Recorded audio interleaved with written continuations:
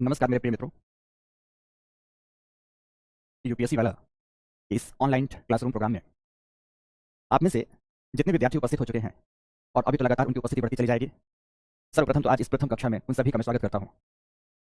After that बस इतना बता दूं कि प्रत्येक विद्यार्थी को इस बात की क्लैरिटी होनी चाहिए कि आज से हम अपने संकल्प बैच का प्रथम क्लास स्टार्ट करने जा रहे हैं।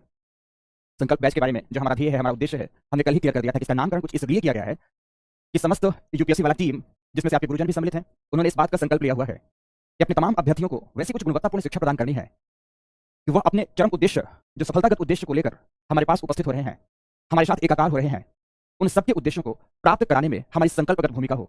इसीलिए इस बैच का नाम संकल्प रखा गया है। अगेन, इसका उद्देश्य है कि वो तमाम विद्यार्थी जिन्हें यूपीएससी सिविल सर्विसेज एग्जामिनेशन का सेशन 2023-24 टारगेट करना है, नॉट 22-23, 23-24 टारगेट करना है, वो समस्त विद्यार्थी उसमें एडमिट हो, एडमिशन लें और अपनी मनोवांछित ज्ञान लाभ को यहां से प्राप्त कर पाएं। मैं राजेश मिश्र आप लोगों को इस बैच में 3 महत्वपूर्ण खंडों का अध्यापन कार्य कराऊंगा। एक तो आपका ज्योग्राफी होगा, भूगोल विषय, दूसरा पर्यावरण एवं पारिस्थितिकी होगा और तीसरा आपदा एवं आपदा प्रबंधन होगा। आज की इस कक्षा के अंतर्गत हम समझने की कोशिश करेंगे कि आखिर ये तीनों टॉपिक एक दूसरे से अलग हैं, ये तीनों 3 अलग सब्जेक्ट हैं, या तीनों के तीनों ज्योग्राफी के ही मूल अंग हैं, ये भी समझने का प्रयास करेंगे। आज की इस कक्षा का उद्देश्य है मेरा कि मैं अपने इस विषय के बारे में, इसकी महत्ता के बारे में, इसकी प्रकृति के बारे में सब कुछ आपको एक एक शब्द समझा सकूं। पहला तो इन तमाम बातों को रोकते हुए आप सभी लोगों को पुनः धन्यवाद करता हूं। सभी विद्यार्थी मेरे जुड़े हुए हैं और खुशी की बात यह है कि इसमें से सैकड़ों की संख्या में वो तमाम विद्यार्थी भी हैं जो मुझसे कहीं ना कहीं किसी न किसी प्लेटफॉर्म पर कभी क्लास ले चुके हैं। उन सबको बता दूं कि मेरी उपस्थिति में तो आप सबके लिए फिजिक्स वाला द्वारा शुरू किए गए सिविल सर्विसेज के प्रोग्राम यूपीएससी वाला में रहेगी।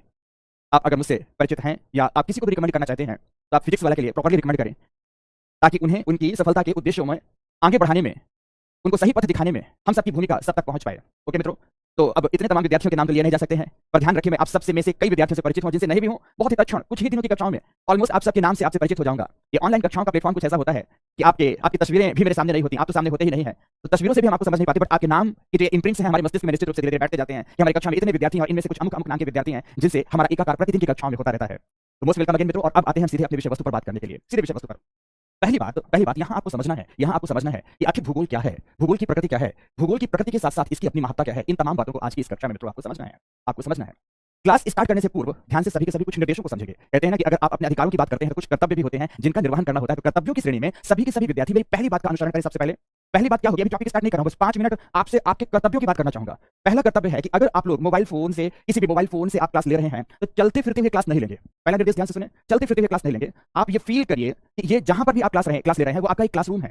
चलिए सभी फील करिए, और क्लासरूम है तो आपको एटमॉस्फेयर भी क्लासरूम जैसे बनाना है। आपके पास एक टेबल होनी चाहिए प्रॉपर्ली, एक चेयर होनी चाहिए प्रॉपर्ली, तो चेयर में बैठिए और अपने फोन को, मोबाइल फोन को या लैपटॉप को, जो भी आपके पास, ईयरफोन से कनेक्ट करिए। ईयरफोन से नहीं भी कनेक्ट करना तो कोई दिक्कत नहीं, आप लाउड वॉल्यूम में रखिए उसे, धीरे धीरे एक एक करके काम करें। पहले आप अगर मोबाइल फोन से आप देख रहे हैं तो मोबाइल फोन वर्टिकल नहीं, हॉरिजॉन्टल मोड पर एकदम फ्री हैंड्स के लिए सामने रख दीजिए, टेबल पे सामने रखा होना चाहिए। कुछ ऐसा रखिए आपको दिखता रहे, देखने के लिए आपको जद्दोजहद नहीं करनी पड़े, कुछ ये काम करते जाएं। पहली कक्षा इसलिए आज ये सब बातें कर रहा हूं। रख दिया आपने मोबाइल फोन ना, करते चलिए सारी चीजें। दूसरी बात, आप सबके पास टेबल में एक बढ़िया से फ्रेश कॉपी होनी चाहिए, नोटबुक जिसे आप कहते हैं, है ना। थोड़ा सा इस एग्जामिनेशन की डिमांड और पढ़ने के तौर तरीके थोड़ा सा भिन्न होंगे, और उस भिन्नता में आप सबको शिक्षकों का सहयोग देना है। आज से आपकी पहली कक्षा शुरू हो रही है, उस कक्षा में मेरी जिम्मेदारी बनती है कि मैं ये तमाम चीजें भी आपको बताऊं। एकदम शुरुआत करते हैं। सभी के पास एक फ्रेश कॉपी होनी चाहिए जिसमें कुछ भी नहीं लिखा हुआ हो। संभव हो तो 2-3 रंगों की पेन रखिए, रेड हो, ब्लू हो, ब्लैक हो, ग्रीन भी हो चलेगा। कम से कम 2-3 कलर की पेन रखिए, मतलब 2-3 पेन रखनी है आपको। बताता हूं कुछ मैजिक करेंगे तो इस कक्षा के अंतर्गत, तमाम आगे आने वाली कक्षाओं में मैजिक हो, आप इस विषय को कुछ इस तरह से आत्मसात कर पाएं कि इस विषय से ना केवल प्रेम हो जाए बल्कि यह विषय आपकी एक जीवन शैली बन जाए। इसका प्रयास इन कक्षाओं में मैं करूंगा। और मैं तो यह भी बता दूं कि पिछले 11-12 वर्षों में सतत प्रयासों में हमेशा सफल भी रहा हूं। इसलिए हमेशा एक बात यह कही जाती है कि राजेश मिश्र सर की क्लास से आरंभ तो सामान्य तरीके से होता है, लेकिन अंत प्यार से, लबालब भरे तरीके से होता है। इस विषय के साथ, शिक्षक के साथ और अपने जीवन शैली के साथ तमाम चीजों पर मेरे परिवर्तन आएगा। पहले कुछ बातें आप करते चले जाएं। हो गया ना इतना? कॉपी आपके सामने होनी चाहिए, नोटबुक का पहला पेज ओपन होना चाहिए, पेन आपके सामने, सारी पेन ओपन करके रखें। यस, इतनी चीजें हो गई। अब दूसरी चीजें हैं। सभी के सभी आज तो हम नहीं कर सकते, अब आज क्लास स्टार्ट हो चुकी है। नेक्स्ट क्लास जो हमारी कल से होने जा रही है, कि शाम की जो क्लास होगी आपकी, उसके लिए एक आवश्यक शर्त है कि आप अपने मोबाइल फोन में जिसके संपर्क वाले नंबर हैं, उन सबको एक मैसेज करेंगे कि ये मेरा टाइमिंग होगा क्लासेस का, इस टाइम पर मुझे कोई भी फोन ना करें।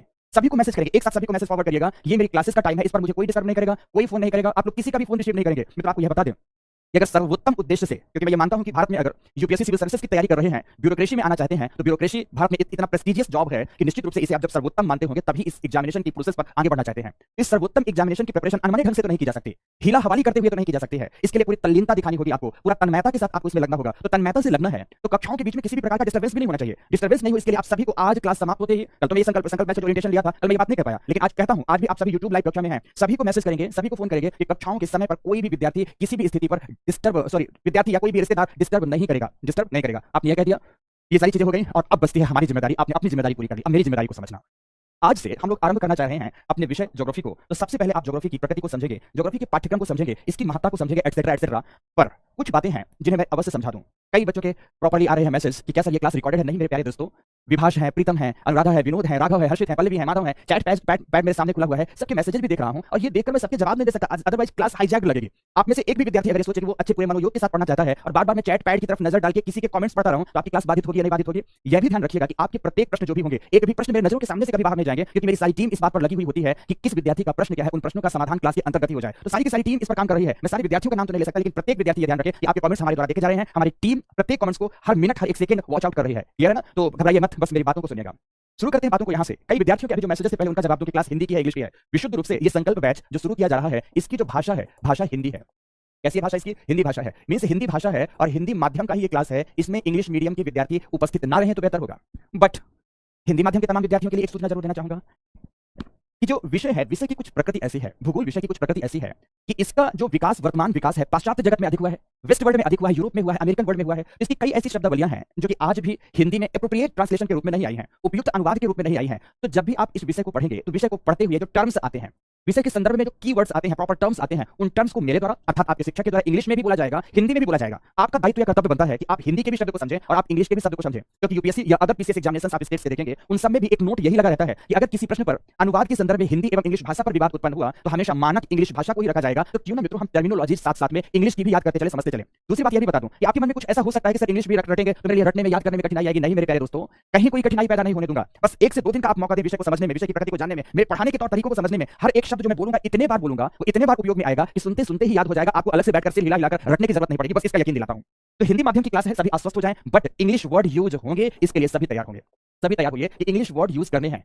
अंग्रेजी की शब्दावलियों का प्रयोग भाषा के रूप में नहीं होगा, केवल एवं केवल टर्मिनोलॉजीज के रूप में होगा। कीवर्ड्स एंड टर्म्स बस इंग्लिश में यूज किए जाएंगे और उन इंग्लिश का हिंदी शब्द जरूर बताया जाएगा। ऐसा नहीं कि हिंदी से वंचित रखा जाएगा, बट इसका इंग्लिश वर्ड भी क्या होता है आपको यह जानना आपके लिए परम आवश्यक होगा, इसलिए भाषा हिंदी माध्यम की रखी जाएगी।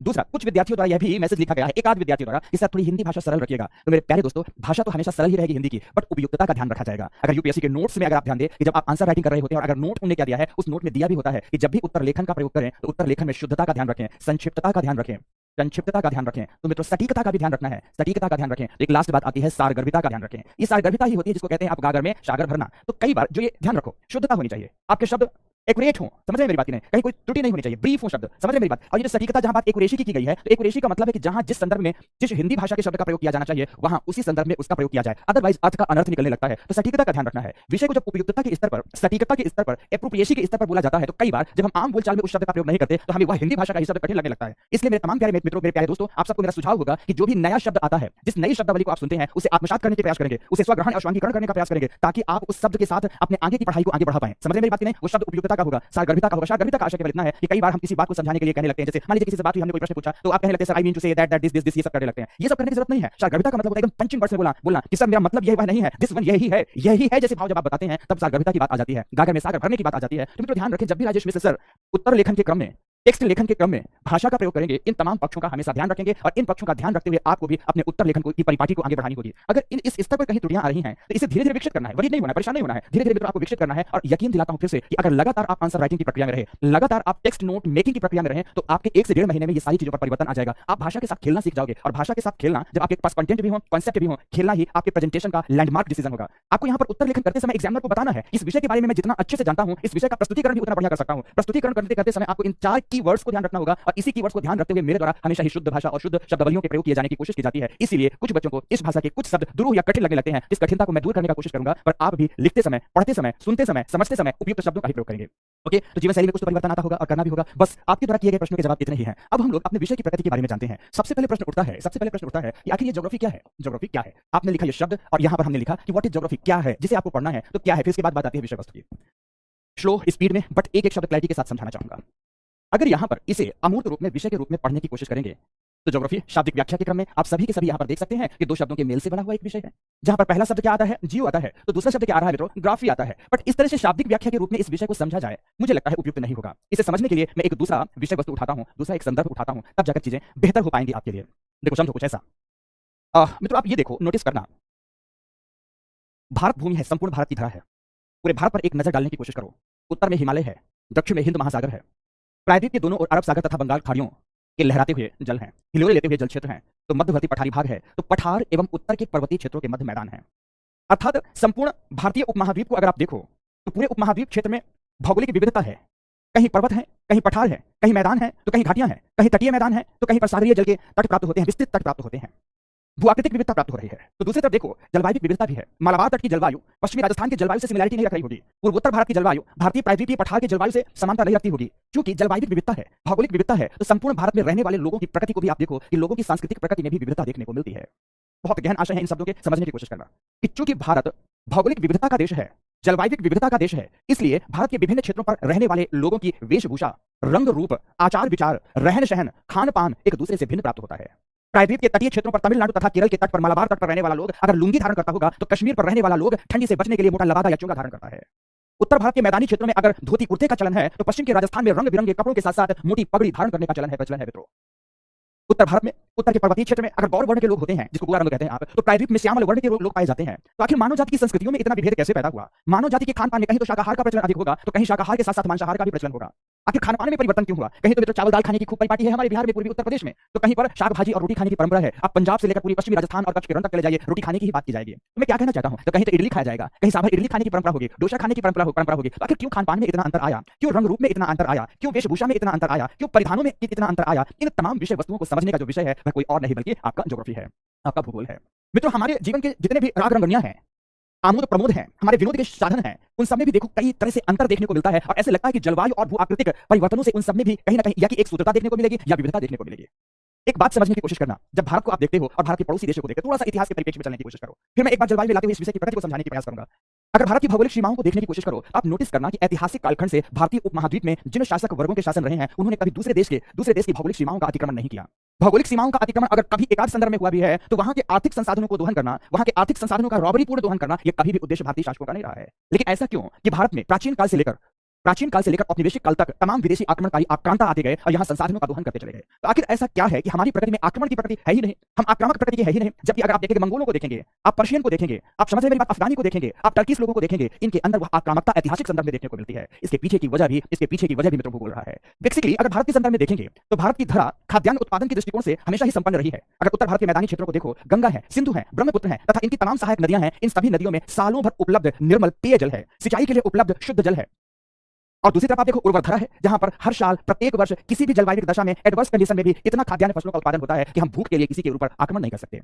अगर पग पग में गंगा, सिंधु, ब्रह्मपुत्र तथा उनके सहायिकाओं का निर्मल जल हमें पीने के लिए उपलब्ध है, शस्य श्यामला धरती मां हमारी अगर इतनी उपज पैदा कर रही है कि हम विभिन्न प्रकार के खाद्यान्न, शाक सब्जी, फल फूल इतना उत्पादित कर रहे हैं कि हमारी आत्मा भोजन की दृष्टि से तृप्त है, तो जल्दी से बताओ जब हमारा पेट ठीक से भरा होता है तो हमारे विचारों में आक्रामकता आती है या नहीं आती? तो आप कहोगे नहीं सर, तब फिर कोई आक्रामकता नहीं रहती। लेकिन जहां मंगोल की बात करेंगे, मंगोलिया का पूरा भौगोलिक पृष्ठभूमि देखिए, जहां आप मध्य एशिया की बात करेंगे, जहां आप पश्चिम एशिया की बात करेंगे, मरुस्थल क्षेत्र है, ज्यादातर इनका भूभाग मरुस्थलीय है, पठारी है, पर्वतीय है, जहां पर भोजन के लिए भी लोगों को जद्दोजहद करनी पड़ती है। अधिकतर समुदाय यहाँ का चरवाहक समुदाय है, चलवाशी पशुचारण की क्रिया करता है और पशुओं के लिए चारे तक उपलब्ध नहीं रहते हैं। तो भोजन की चाह में, चारे की चाह में इन्हें संसाधन चाहिए होंगे या नहीं चाहिए? आपका जवाब होगा यस सर, निश्चित रूप से इन्हें संसाधन चाहिए होंगे। जिन्हें संसाधन कहां की ओर दिखाई दिया? भारतीय उपमहाद्वीप की ओर दिखाई दिया। तो लगातार इनके अंदर आक्रामकता की प्रवृत्ति इस उद्देश्य से पनपती चली गई कि हमें भारतीय भूभाग से अपने जीवित रहने के लिए संसाधनों का एकत्रण करना होगा। इसलिए लगातार ऐतिहासिक पृष्ठभूमि में देखें तो भारत पर आक्रमण होता रहा। तो हमारी शांति प्रकृति, जिसमें वसुधैव कुटुंबकम का भाव हमारे अंदर निहित था, तो हमारी शांति प्रकृति के पीछे का जो ध्येय है, जो कारण है, उसके पीछे भी भूगोल रिस्पांसिबल है। तो ध्यान से सुनना, जबकि इसके पीछे अगर आप पश्चिम एशिया देखें, आप मध्य एशिया और मंगोल क्षेत्र को देखें, इनकी आक्रामकता की प्रकृति के पीछे रिस्पांसिबल फैक्टर कोई और नहीं बल्कि भूगोल है। अर्थात हमारी प्रकृतियां भूगोल द्वारा कैसे जन्म दी जाती हैं, आप इस बात को भी यहां से समझ सकते हैं।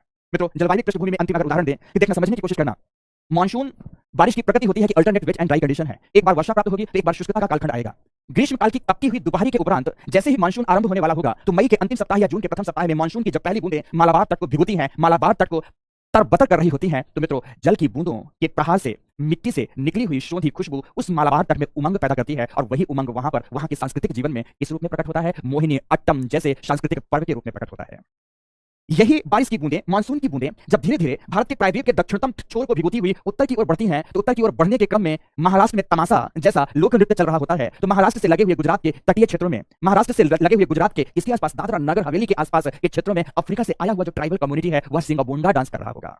यही बारिश की बूंदें जब ओडिशा के तट को तरबतर कर रही होंगी, ओडिशा के भूभाग को भिगो रही होंगी, तो खुशी के रूप में मनाया जाने वाला पर्व वहां ओडिसी मनाया जाएगा। तो यही पश्चिम बंगाल प्लस झारखंड के तटीय क्षेत्रों में, बॉर्डर क्षेत्रों में, पुरुलिया जिले के आसपास छाऊ नृत्य के रूप में मनाया जाता है।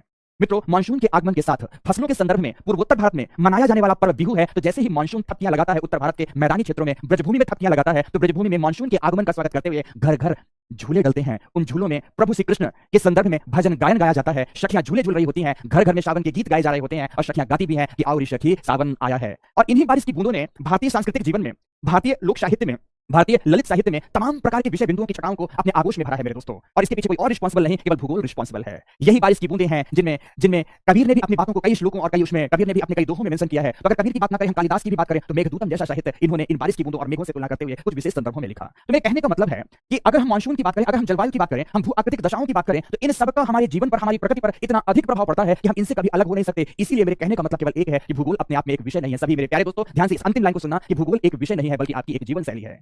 आप क्या खाओगे, क्या पियोगे, आपके जीने का तौर तरीका क्या होगा, आपके अंदर वसुधैव कुटुंबकम का भाव होगा या आक्रामकता की प्रकृति होगी, आपके स्वभाव, आपके चरित्र और आपकी प्रकृति को भी कोई और नहीं काफी हद तक भूगोल प्रभावित करता है। इसलिए इस विषय को आप जीवन शैली के रूप में लेंगे। यह दिन प्रतिदिन सुबह उठते हैं, रात्रि काल में विश्राम में फिर से बिस्तर के आगोश में जाते हैं, तो भोर वेला से लेकर संध्या वेला तक तमाम प्रकार की मानव की क्रियाएं किसी और से नहीं बल्कि भौगोलिक दशाओं से जुड़ी होती हैं। उन तमाम विषय बिंदुओं को समझने का विषय भूगोल है, जिसे हम यहाँ कक्षागत रूप से पाठ्यक्रम के विषय वस्तुओं के रूप में समझने का प्रयास करेंगे। समझ मेरी बात की नहीं? तो इसे कुछ इस रूप में समझा जाना चाहिए। लेकिन एग्जाम में आएगा तो क्या आप यही लिखेंगे?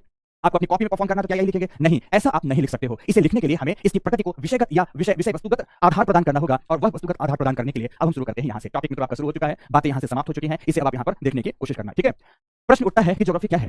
तो ज्योग्राफी अगर शाब्दिक विश्लेषण करें हिंदी में कि भूगोल क्या है, तो ये बहुत सरल शब्द है। गोल शब्द का मतलब राउंड, स्फेरिक, और भू का मतलब भूमंडल, अर्थात हमारी गोल पृथ्वी के अध्ययन से संबंधित विषय को भूगोल कहा जाता है। लेकिन बड़ी ही यह सरल परिभाषा है, पृथ्वी गोल है अर्थात गोल पृथ्वी के अध्ययन से संबंधित विषय को ही भूगोल कहते हैं। अगर इंग्लिश में आप इसे देखें, इंग्लिश शब्दावली के रूप में इसे देखने का प्रयास करें, तो देखिए ये शब्द है ज्योग्राफी, शब्द का प्रोनाउंसिएशन ठीक रखेंगे, शब्द है ज्योग्राफी। और ज्योग्राफी के बारे में यह कहा जाता है, यह दो लैटिन वर्ड्स के मेल से बना हुआ है। पहला शब्द है जियो, जियो का मतलब होता है पृथ्वी का देवता। वास्तविक उद्देश्य में जियो का मतलब होता है पृथ्वी का देवता या पृथ्वी देवता होता है। तो जियो का मतलब है द अर्थ, क्या है मित्रों? द अर्थ है, पृथ्वी है, पृथ्वी है। और ग्राफी का मतलब होता है नॉलेज, ग्राफी का मतलब होता है स्टडी, ग्राफी का मतलब होता है एनालिसिस। अर्थात यहां पर अगर हम नॉलेज के संदर्भ में बात करें, अगर हम यहां स्टडी के संदर्भ में बात करें, तो ज्योग्राफी क्या हुआ? ज्योग्राफी का सीधा सीधा अर्थ है the study of the earth. Geography क्या हो गया? The study of the earth, अर्थात पृथ्वी के अध्ययन से संबंधित विषय को क्या कहा जाता है? भूगोल कहा जाता है। अगर भूगोल से संबंधित जितने भी ज्योग्राफर्स हैं, उन ज्योग्राफर्स की परिभाषा को देखने का प्रयास करेंगे, तो पहला एकदम परंपरागत परिभाषा के रूप में उन्होंने कहा है कि पृथ्वी का विज्ञान ही भूगोल है। क्या कहा है मित्रों? पृथ्वी का विज्ञान, इसे अर्थ साइंस कहा है। अब आपके मन में आया होगा ये साइंस क्यों है, पृथ्वी का विज्ञान क्यों है भूगोल, इसे विज्ञान शब्द से क्यों संबोधित करते हैं? यह भी आपको यहां समझना होगा, इसे बहुत अच्छे से समझना होगा कि भारत की ऐसी कई यूनिवर्सिटीज है, कई विश्वविद्यालय हैं, जब ज्योग्राफी से आप मास्टर करते हैं तो इसके लिए एमएससी की डिग्री प्रदान करते हैं। तो भारत के कुछ एक ऐसे विश्वविद्यालय हैं जब इससे आप मास्टर करते हैं तो आपको एमए की डिग्री प्रदान करते हैं। तो आखिर ऐसा क्यों है कि कुछ लोग इसमें एमएससी की डिग्री प्रदान कर रहे हैं, लोग का मतलब यूनिवर्सिटीज, तो कुछ यूनिवर्सिटीज इसमें एमए की डिग्री प्रदान करते हैं? सारे संदर्भों की व्याख्या आज मैं मित्रों करूंगा। भूगोल के बारे में तार तार आपके सामने खोलकर रखूंगा ताकि इसकी प्रकृति को, इसके अप्रोच को, अध्ययन के तौर तरीकों को सबको आप बढ़िया से समझ भी पाओ और आगे अपने विषय वस्तु को समझने में आपको सरलता भी रहे। तो ध्यान से समझो, ध्यान से समझो। इसे विज्ञान क्यों कहा गया है? क्योंकि विज्ञान का एक बेसिक फिनोमिना है, इसमें प्रत्येक परिघटनाओं को एक तो सिस्टमैटिक क्रम में पढ़ा जाता है, क्रमबद्ध रूप से पढ़ा जाता है, और क्रमबद्ध रूप से पढ़ते हुए कारण एवं परिणामों की खोज की जाती है। क्या की जाती है? क्रमबद्धता के साथ साथ किसी भी संकल्पना का विषय वस्तु का कारण क्या था, उसका परिणाम क्या होगा, इन तीन पक्षों का अध्ययन किसी भी विज्ञान सम्मत विषय में किया जाता है। भूगोल की प्रकृति भी कुछ ऐसी है कि भूगोल में किसी भी भौगोलिक अवस्थिति के उत्पत्ति एवं विकास के कारणों का अवलोकन करते हैं। यहाँ किसी भी विषय वस्तु में क्यों का प्रश्न सबसे पहले किया जाता है कि तुम क्यों उत्पन्न हुए, तुम कहां से आए, तुम्हारा उद्देश्य क्या है, अर्थात क्यों क्या है, कहां क्या है, कैसे क्या है, तो क्यों, कहां, कैसे आदि प्रश्नों का यहाँ पर हल ढूंढने का प्रयास पृथ्वी के संदर्भ में किया जाता है। इसीलिए इस विषय को पृथ्वी का विज्ञान कहा गया है। जैसे मान लो एक पर्वत श्रेणी है, अब पर्वत श्रेणी के संदर्भ में हम उदाहरण देते हैं कि आपके सामने हिमालय है। अब हिमालय के नाम से तो सभी परिचित हैं। मैं अल्प्स, रॉकी, एंडीज बोलता तो एक बार हो भी सकता था कि आप में से कुछ विद्यार्थी परिचित ना होते हैं, बट निश्चित रूप से हिमालय से तो सभी के सभी परिचित हैं। अगर आप हिमालय से परिचित हैं तो अगर भूगोल विषय में पढ़ना है तो आप क्या क्या हिमालय में पढ़ेंगे? सबसे पहले हिमालय का विकास कब हुआ या यह अस्तित्व में कब आया, तो पढ़ते हैं कब आया। फिर पूछते हैं कि हिमालय की उत्पत्ति कैसे हुई, फिर कहते हैं हिमालय अवस्थित कहां पर है। तो ध्यान से, हिमालय कब अस्तित्व में आया, इसकी उत्पत्ति कैसे हुई, यह कहां व्याप्त है, इसके प्रभाव क्या है, यह तमाम पक्षों का विश्लेषण जब हम करते हैं तो आपको कुछ ऐसा नहीं लगता कि बहुत ही क्रमबद्धता है, बहुत ही कारण एवं परिणाम परक अध्ययन के तौर तरीके हैं? पृथ्वी के संदर्भ में बात है, पृथ्वी की किसी स्थलाकृति के अध्ययन के संदर्भ में बात है, पर कारण और परिणाम के साथ क्योंकि बातें की जाती हैं, इसीलिए इस विषय को विज्ञान के तुल्य रखा गया है। प्रत्येक टॉपिक इसके विज्ञान से जुड़े हुए हैं। पहला टॉपिक भूआकृति विज्ञान है, दूसरा टॉपिक समुद्र विज्ञान है, तीसरा टॉपिक जलवायु विज्ञान है। समझ रहे हैं मेरी बात की नहीं? पहले टॉपिक से पूर्व हम खगोल विज्ञान पढ़ेंगे, अर्थात इसके विषय वस्तु विज्ञान सम्मत होते हैं क्योंकि कारण एवं परिणामों की बात करते हैं, सिस्टमैटिक अध्ययन करते हैं, तार्किक व्याख्या प्रस्तुत करते हैं, इसीलिए इस विषय को विज्ञान के तुल्य रखा गया। तो भूगोल को परिभाषित करके सामान्य दृष्टि से क्या कहेंगे? यह पृथ्वी से संबंधित विज्ञान है या पृथ्वी के अध्ययन से संबंधित विज्ञान है। पर मित्रों इसमें प्रश्न उठता है, यहाँ पर कई विद्वानों ने गहन प्रश्न उठाए कि पृथ्वी के संदर्भ में या पृथ्वी से संबंधित विज्ञान तो है, तो क्या इसमें संपूर्ण पृथ्वी का अध्ययन करना है? इसका केंद्रीय विषय वस्तु अध्ययन का क्या होना चाहिए? अब पृथ्वी के बारे में अगर मैं बात करूं, suppose this one is earth, समझने की कोशिश करना कि मान लो ये पृथ्वी है, मान लो ये पृथ्वी है, यहाँ पर पृथ्वी का केंद्र है, तो हमारा अध्ययन कहां तक सीमित होगा? क्या संपूर्ण पृथ्वी का अध्ययन करना है? पृथ्वी की सतह पर व्याप्त संपूर्ण पर्वत, पठार, मैदान, घाटी, नदी आदि का अध्ययन करना है? या पृथ्वी के अंतरतम की दशाओं का अध्ययन करना है? क्या पृथ्वी के वायुमंडल और वायुमंडल से बाहर उपस्थित अनंत ब्रह्मांड का अध्ययन करना है? तो मेरा जवाब होगा मित्रों, भूगोल अपनी परिभाषा को प्रसंस्कृत करता हुआ करता है कि नहीं मेरे प्यारे मित्रों, भूगोल का उद्देश्य संपूर्ण पृथ्वी का अध्ययन करना नहीं होता। लोबेक जैसा विद्वान, इमैनुअल कांट जैसा विद्वान, फिलिप जैसा विद्वान इस बात का स्पष्टीकरण देता है कि भूपटल पर व्याप्त भू आकृतिक विविधताओं के अध्ययन का विषय ही भूगोल है। अब कठिन हो गया, मुझे पता है ये बात कठिन हो गया, पर इस कठिनता को मैं सरल करूंगा। पर पहले एक शब्द सुनने की कोशिश करो। भूपटल पर व्याप्त भू आकृतिक विविधताओं या स्थलाकृतिक विविधताओं के अध्ययन का विषय ही भूगोल है, कुछ इस रूप में परिभाषित किया गया। तो भूपटल पर क्या क्या व्याप्त है, ध्यान से समझो। यहां शब्द है, मैं लिख देता हूं। भूपटल पर व्याप्त भौगोलिक या भूआकृतिक विविधताओं के अध्ययन की बात की गई है। अब भूपटल पर व्याप्त क्या है? सबसे पहला तो महाद्वीप है और सागर है। महाद्वीपों पर क्या व्याप्त है? पर्वत है, पठार है, मैदान है, घाटियां हैं। अर्थात एक लाइन क्लियर हो गई कि भूगोल अपने परिभाषा में यह कह रहा है कि मेरा उद्देश्य पृथ्वी के अंतरतम को पढ़ना नहीं है। परिभाषा से समझने की कोशिश करना तो क्लैरिटी आ जाएगी कि मेरा उद्देश्य पृथ्वी के अंतरतम अर्थात द अर्थ इंटीरियर, पृथ्वी के आंतरिक भाग को पढ़ना नहीं है। मेरा उद्देश्य वायुमंडल से बाहर क्या है यह पढ़ना नहीं है, बल्कि मेरा उद्देश्य है पृथ्वी के भूपटल में या भूपृष्ठ में पर्वत कैसा है, पठार कैसा है, मैदान कैसा है, घाटियां कैसी हैं, इन सब का अध्ययन करना है। केवल ये भूपटल तक सीमित हो जाता है। यहां ये बात की क्लैरिटी होनी चाहिए कि यहां पर मूल रूप से भूपटल का अध्ययन करना है और भूपटल पर भूपृष्ठ पर जिसे अर्थ सरफेस आप कहते हैं, अर्थ सरफेस पर उपस्थित स्थलाकृतियों का अध्ययन आपको करना है। यहां पर आपका उद्देश्य अंतरतम का अध्ययन करना नहीं है, क्योंकि जैसे ही पृथ्वी की आंतरिक संरचना का अध्ययन करेंगे ये विषय अपने आप में भूगर्भ शास्त्र हो जाएगा। क्या हो जाएगा मित्रों? भूगर्भ शास्त्र हो जाएगा। और यूपीएससी के सिलेबस में भी जियोलॉजी एक अलग विषय के रूप में पढ़ा जाता है। जैसे वायुमंडल से बाहर के विषय वस्तु को आप पढ़ेंगे तो वह विषय वस्तु स्पेस साइंस में आ जाती है, अर्थात अंतरिक्ष विज्ञान में आ जाती है। तो अंतरिक्ष विज्ञान भी अपने आप में एक विषय है, वो भी आपको नहीं पढ़ना है। आपको केवल पढ़ना है भूपटल पर व्याप्त स्थलाकृतियों को तथा वायुमंडलीय दशाओं को पढ़ना है। अब आगे चलकर इस पर भी एक प्रश्न खड़ा हुआ कि क्या केवल हमें यहां पर स्थलाकृतियों का अध्ययन करना होगा भूगोल में? क्या केवल पर्वत पठार मैदानों का अध्ययन करना होगा? जवाब आया नहीं। पृथ्वी की सतह पर व्याप्त सभी पर्वत पठारों का भी अध्ययन नहीं करना, बल्कि उन्हीं क्षेत्रों का अध्ययन करना है जो मानव जाति के लिए उपयोगी हैं। ठीक है, क्या है? फिर से बोलूंगा, उन्हीं सतह के क्षेत्रों का अध्ययन करना है, उन्हीं भूभागों का अध्ययन करना है जो मानव जाति के लिए उपयोगी हैं। ये बात बहुत महत्वपूर्ण है। जैसे यहां बात यह आ गई कि हमें भूपटल की उन्हीं स्थलाकृतियों का अध्ययन करना है जो मानव जाति के लिए उपयोगी हैं, तो उपयोगिता यहां यह साबित कर देती है कि ध्यान रखें, जहां पर मानव जाति है उसी भूभाग का अध्ययन करना होगा। जहां मानव जाति निवास नहीं कर रही है, जो भूभाग मानव जाति के लिए आवश्यक नहीं है, उनका भी अध्ययन भूगोल के अंतर्गत नहीं करना। अब मैं यहां पाठ्यक्रम को सीमित कर रहा हूं, नहीं कई बच्चे लगातार दुनिया भर के पर्वत पठार मैदान याद करते रहते हैं। ऐसा आपको इस खंड के अंतर्गत नहीं करना है। उन्हीं क्षेत्रों का अध्ययन करना है जो मानव जाति के लिए उपयोगी होंगे, उन्हीं पर्वतों का अध्ययन करना है, उन्हीं द्वीपों का अध्ययन करना है, उन्हीं नदियों का अध्ययन करना है जो हमारे लिए किसी न किसी रूप में प्रत्यक्ष या अप्रत्यक्ष रूप में उपयोगी होंगे। उन्हें क्षेत्रों का अध्ययन नहीं करना जिनकी कोई उपयोगिता नहीं होती है। फिर से भूगोल अपने आप को सीमित कर दिया। तो अब यहां प्रश्न उठता है कि भूगोल में पर्वत पठार मैदानों का अध्ययन करना है या मानव जाति का अध्ययन करना है? तो आगे चलकर वर्तमान जो परिभाषा एज ऑफ डिस्कवरी के बाद निकल कर आती है, अन्वेषण काल के बाद निकल कर आती है, तो भूगोल विषय का एक विस्तृत चरित्र निकल कर आता है कि भूगोल विषय में हमेशा दो विषय वस्तुओं का अध्ययन किया जाता है। अब दो विषय वस्तु कौन कौन से हो गए? एक आता है भौतिक प्रकृति का अध्ययन करना है। किसका अध्ययन करना है? भौतिक प्रकृति का अध्ययन करना है। तो दूसरी बात आ जाती है कि यहां पर मानवीय क्रियाओं का अध्ययन करना होगा, क्योंकि मानव विहीन पृथ्वी का अध्ययन किया जाना कोई औचित्य का विषय नहीं है। मानव क्रियाएं पढ़ी जाएंगी। भूगोल विषय के अध्ययन के दो कोर क्षेत्र हैं। ध्यान रखना, सीधे सीधे पाठ्यक्रम पर हम आ रहे हैं और पाठ्यक्रम आपको लिखाएंगे, विषय वस्तु लिखाएंगे। क्या है समझो, यहां पर दो कोर क्षेत्र आ रहे हैं आपके। एक भौतिक प्रकृति आ रही है तो दूसरी मानवीय क्रियाएं आ रही हैं। भौतिक प्रकृति का मतलब है कि इसके अंतर्गत हम दो बातें पढ़ेंगे, एक विश्व का भौतिक भूगोल पढ़ेंगे विश्व के संदर्भ में, तो दूसरे स्थान पर भारत का भौतिक भूगोल पढ़ेंगे, भारत का पढ़ेंगे। मानव की क्रियाओं की भी बात हम अगर देखें तो इनको भी दो संदर्भों में पढ़ा जाता है। एक विश्व के संदर्भ में कि विश्व में मानव जाति किस प्रकार निवास करती हुई किस प्रकार की क्रियाएं करती है, तो एक भारत के संदर्भ में पढ़ना है। इसीलिए जब भी भूगोल विषय को परिभाषित करते हैं और परिभाषा के बाद इसके पाठ्यक्रम की चर्चा करते हैं तो हमेशा इसके दो अंग बना देते हैं। एक विश्व का भूगोल बना देते हैं तो दूसरा भारत का भूगोल बना देते हैं। पाठ्यक्रम की दृष्टिकोण से देखेंगे तो आपको दो ही बातें यहां पर पढ़नी होगी, एक विश्व के भूगोल को पढ़ना है, एक भारत के भूगोल को पढ़ना है। विश्व के भूगोल में क्या पढ़ना है? विश्व का भौतिक भूगोल, physical geography of the world, तो दूसरा human geography of the world पढ़ना है, विश्व का मानव भूगोल पढ़ना है। तो दूसरी तरफ भारत के संदर्भ में भी भारत का फिजिकल सेटिंग का पार्ट पढ़ना है, भौतिक विन्यास का पार्ट पढ़ना है, तो भारत में भी ह्यूमन ज्योग्राफी का पार्ट पढ़ना है, जिसमें आर्थिक पक्षों का अध्ययन करेंगे, सामाजिक सांस्कृतिक पक्षों का अध्ययन करेंगे, तमाम इन पक्षों का अध्ययन करेंगे। तो कुछ इस प्रकार से भूगोल का अपना एक विस्तृत चरित्र सामने आया है। तो ध्यान रखना, इस विषय का उद्देश्य है कि भूपटल पर व्याप्त तमाम प्रकार की स्थलाकृतियों का अध्ययन मानवीय संदर्भ में पढ़ा जाए, मानवीय उपादेयता या उपयोगिता के संदर्भ में पढ़ा जाए। इसीलिए पाठ्यक्रम के दो अंग उभर कर सामने आ गए, एक भौतिक प्रकृति अर्थात भौतिक भूगोल सामने आया, तो दूसरा मानव भूगोल का पक्ष सामने आया। बस इतना ही आपको याद रखना है। तो ये कैसे संदर्भ में पढ़ेंगे? विश्व के संदर्भ में भी पढ़ना है और भारत के संदर्भ में भी पढ़ना है। तो प्रश्न उठकर यह आता है कि आखिर पाठ्यक्रम में ये किस प्रकार से मेंशन किया गया है। तो आप हमेशा ध्यान रखें कि अगर पाठ्यक्रम के संदर्भ में देखेंगे तो पाठ्यक्रम में एक तो प्रीलिम्स का अप्रोच होगा, प्रीलिम्स एग्जामिनेशन का अप्रोच होगा, उसका पाठ्यक्रम होगा, तो दूसरा है मेंस एग्जामिनेशन का अप्रोच होगा और उसके पाठ्यक्रम की बात आएगी। प्रीलिम्स में तो सीधी सीधी क्या बातें दी गई अभी हम दिखाते हैं, बट मेंस में इसके दो प्रश्न पत्रों से संबंध आते हैं। एक पेपर फर्स्ट का संबंध ज्योग्राफी से होगा, तो दूसरा पेपर सेकंड का संबंध भी ज्योग्राफी से होगा, जिसे मैं कुछ इस रूप में आपको यहां पर सिलेबस दिखा भी देता हूं, क्या मेंशन किया गया है। ये सब कुछ बताएंगे आज आपकी इस कक्षा में। प्रारंभिक परीक्षा में भूगोल का पाठ्यक्रम कुछ इस रूप में दिया गया है, भारत एवं विश्व का भूगोल। इतने ही शब्दों में सब कुछ लिख दिया, इतने ही शब्दों में सब कुछ लिख दिया कि भारत एवं विश्व का भूगोल पढ़ेंगे। और इस संदर्भ में लेना कौन कौन से पक्षों को है? तो ध्यान से, यहां पर प्रकृति की बात की गई है, जहां पर प्राकृतिक तत्वों की बात आ गई, अर्थात यहां पर भौतिक पक्ष आ गए, भौतिक पक्ष आ गए, यहां पर सामाजिक पक्ष आ गए, मैंने सोशियो कल्चरल ज्योग्राफी की बात की थी, और यहां पर आर्थिक पक्ष आ गए। अर्थात प्रीलिमिनरी एग्जामिनेशन के अंतर्गत विश्व का भूगोल और भारत का भूगोल पूछा जाएगा। विश्व एवं भारत के भूगोल में फिजिकल ज्योग्राफी का पार्ट होगा और ह्यूमन ज्योग्राफी का पार्ट होगा। ह्यूमन ज्योग्राफी में आपसे इकोनॉमिक ज्योग्राफी का क्वेश्चन पूछा जाएगा और सोशियो कल्चरल ज्योग्राफी का पूछा जाएगा। इसलिए आपको इन तीन संदर्भों में विश्व एवं भारत के इन तीन संदर्भों में विश्व एवं भारत का अध्ययन भूगोल विषय में करना। प्रीलिमिनरी एग्जामिनेशन यहां पे डाला सारी बातें। अब मुख्य परीक्षा की अगर हम बात करें तो मुख्य परीक्षा के सिलेबस को देखो, यहां पर प्रश्न पत्र प्रथम है सामान्य अध्ययन का, जीएस का प्रश्न पत्र प्रथम है, जिसमें भूगोल से संबंधित टॉपिक क्या क्या नाम से दिया हुआ है आप यहां पर देख सकते हैं। पढ़ाने का तौर तरीका क्या होगा मैं एक साथ भी समझाने की कोशिश करूंगा, बट आप यहां आप इसे इस संदर्भ में देखो। पहली बात कहता है आपको विश्व के भौतिक भूगोल में क्या पढ़ना है? भूगोल की मुख्य विशेषताएं, विश्व भर के, जिसको हम लोग कहते हैं salient feature of world physical geography देते हैं। ये salient feature of world physical geography में सारा का सारा विश्व का भौतिक भूगोल सम्मिलित हो जाता है। फिर उसके बाद विश्व के आर्थिक पक्षों की ओर सर्विस बढ़ता है। आर्थिक पक्षों की ओर बढ़ता हुआ क्या कहता है? विश्व भर के प्रमुख प्राकृतिक संसाधनों की बात करें। प्राकृतिक संसाधनों की बात करते समय आपको दक्षिण एशिया को भी जोड़ना है, और दक्षिण एशिया में भारत की भी उपस्थिति है, उसको भी जोड़ना है। इसे सिलेबस ने मेंशन किया है। दक्षिण एशिया और भारतीय उपमहाद्वीप को शामिल करते हुए विश्व भर के प्राकृतिक संसाधनों को पढ़ना है। बेसिकली जब आर्थिक भूगोल की बात करते हैं तो आर्थिक भूगोल में हमें पढ़ना क्या होता है? कृषि पढ़ने है मुख्य रूप से। कृषि के साथ साथ हमें संसाधन पढ़ना है। याद रखेंगे सभी बच्चे कि चार पक्षों का ध्यान रखना होता है। उद्योग एवं विनिर्माण पढ़ना है, और आफ्टर दैट आपको विश्व में परिवहन तंत्र पढ़ना है। जब इन चार पक्षों का अध्ययन आप कर रहे होते हैं, ये आर्थिक भूगोल के अंतर्गत आते हैं, जिसमें से agriculture geography, resource geography, industrial geography and transport geography, ये चार पार्ट आते हैं। इन्हें हम लोग इसके अंतर्गत रखते हैं। इन्हें इकोनॉमिक ज्योग्राफी के अंतर्गत रखते हैं। इकोनॉमिक ज्योग्राफी के ये पार्ट इकोनॉमी में भी पढ़े जाते हैं और ज्योग्राफी में भी पढ़े जाते हैं, लेकिन दोनों में पढ़े जाने का अंतर है।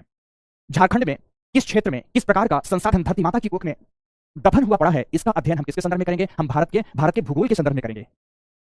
क्या करेंगे? हम भारत के भूगोल के संदर्भ में करेंगे। यहां हम इंडियन ज्योग्राफी के संदर्भ में करेंगे। संसाधनों का उत्खनन कितना किया जाए, कैसे किया जाए, कहां से किया जाए, यह भूगोल में पढ़ेंगे। अब संसाधन उत्पादित हो गया, संसाधनों का प्रसंस्करण कहां किया जाए, संसाधनों से उत्पादित वस्तुओं के निर्माण की प्रक्रियाएं क्या होंगी, यह भूगोल में पढ़ेंगे। अब हमारे लिए फिनिश गुड से निर्मित हो गया। सपोज हमने लौह अयस्क का उत्पादन किया, उसे प्रसंस्कृत किया, प्रसंस्कृत करने के उपरांत लौह अयस्क को प्रसंस्कृत करने के उपरांत हमारे पास इस्पात बन गया, इस्पात की वस्तु बन गई, और अब वह इस्पात की वस्तु क्रय विक्रय के लिए बाजार में आ चुकी है। तो अब क्रय विक्रय का पक्ष अर्थव्यवस्था के अंतर्गत पढ़ा जाता है, इकोनॉमी के अंतर्गत पढ़ा जाता है। तो इस प्रकार से आप देखेंगे तो यहाँ इकोनॉमी और ज्योग्राफी एक दूसरे से क्वाइट डिफरेंट होकर पढ़े जाते हैं, पर ये सारे पक्ष ज्योग्राफी में भी है और इकोनॉमी में भी है। अब आगे बात करते हैं।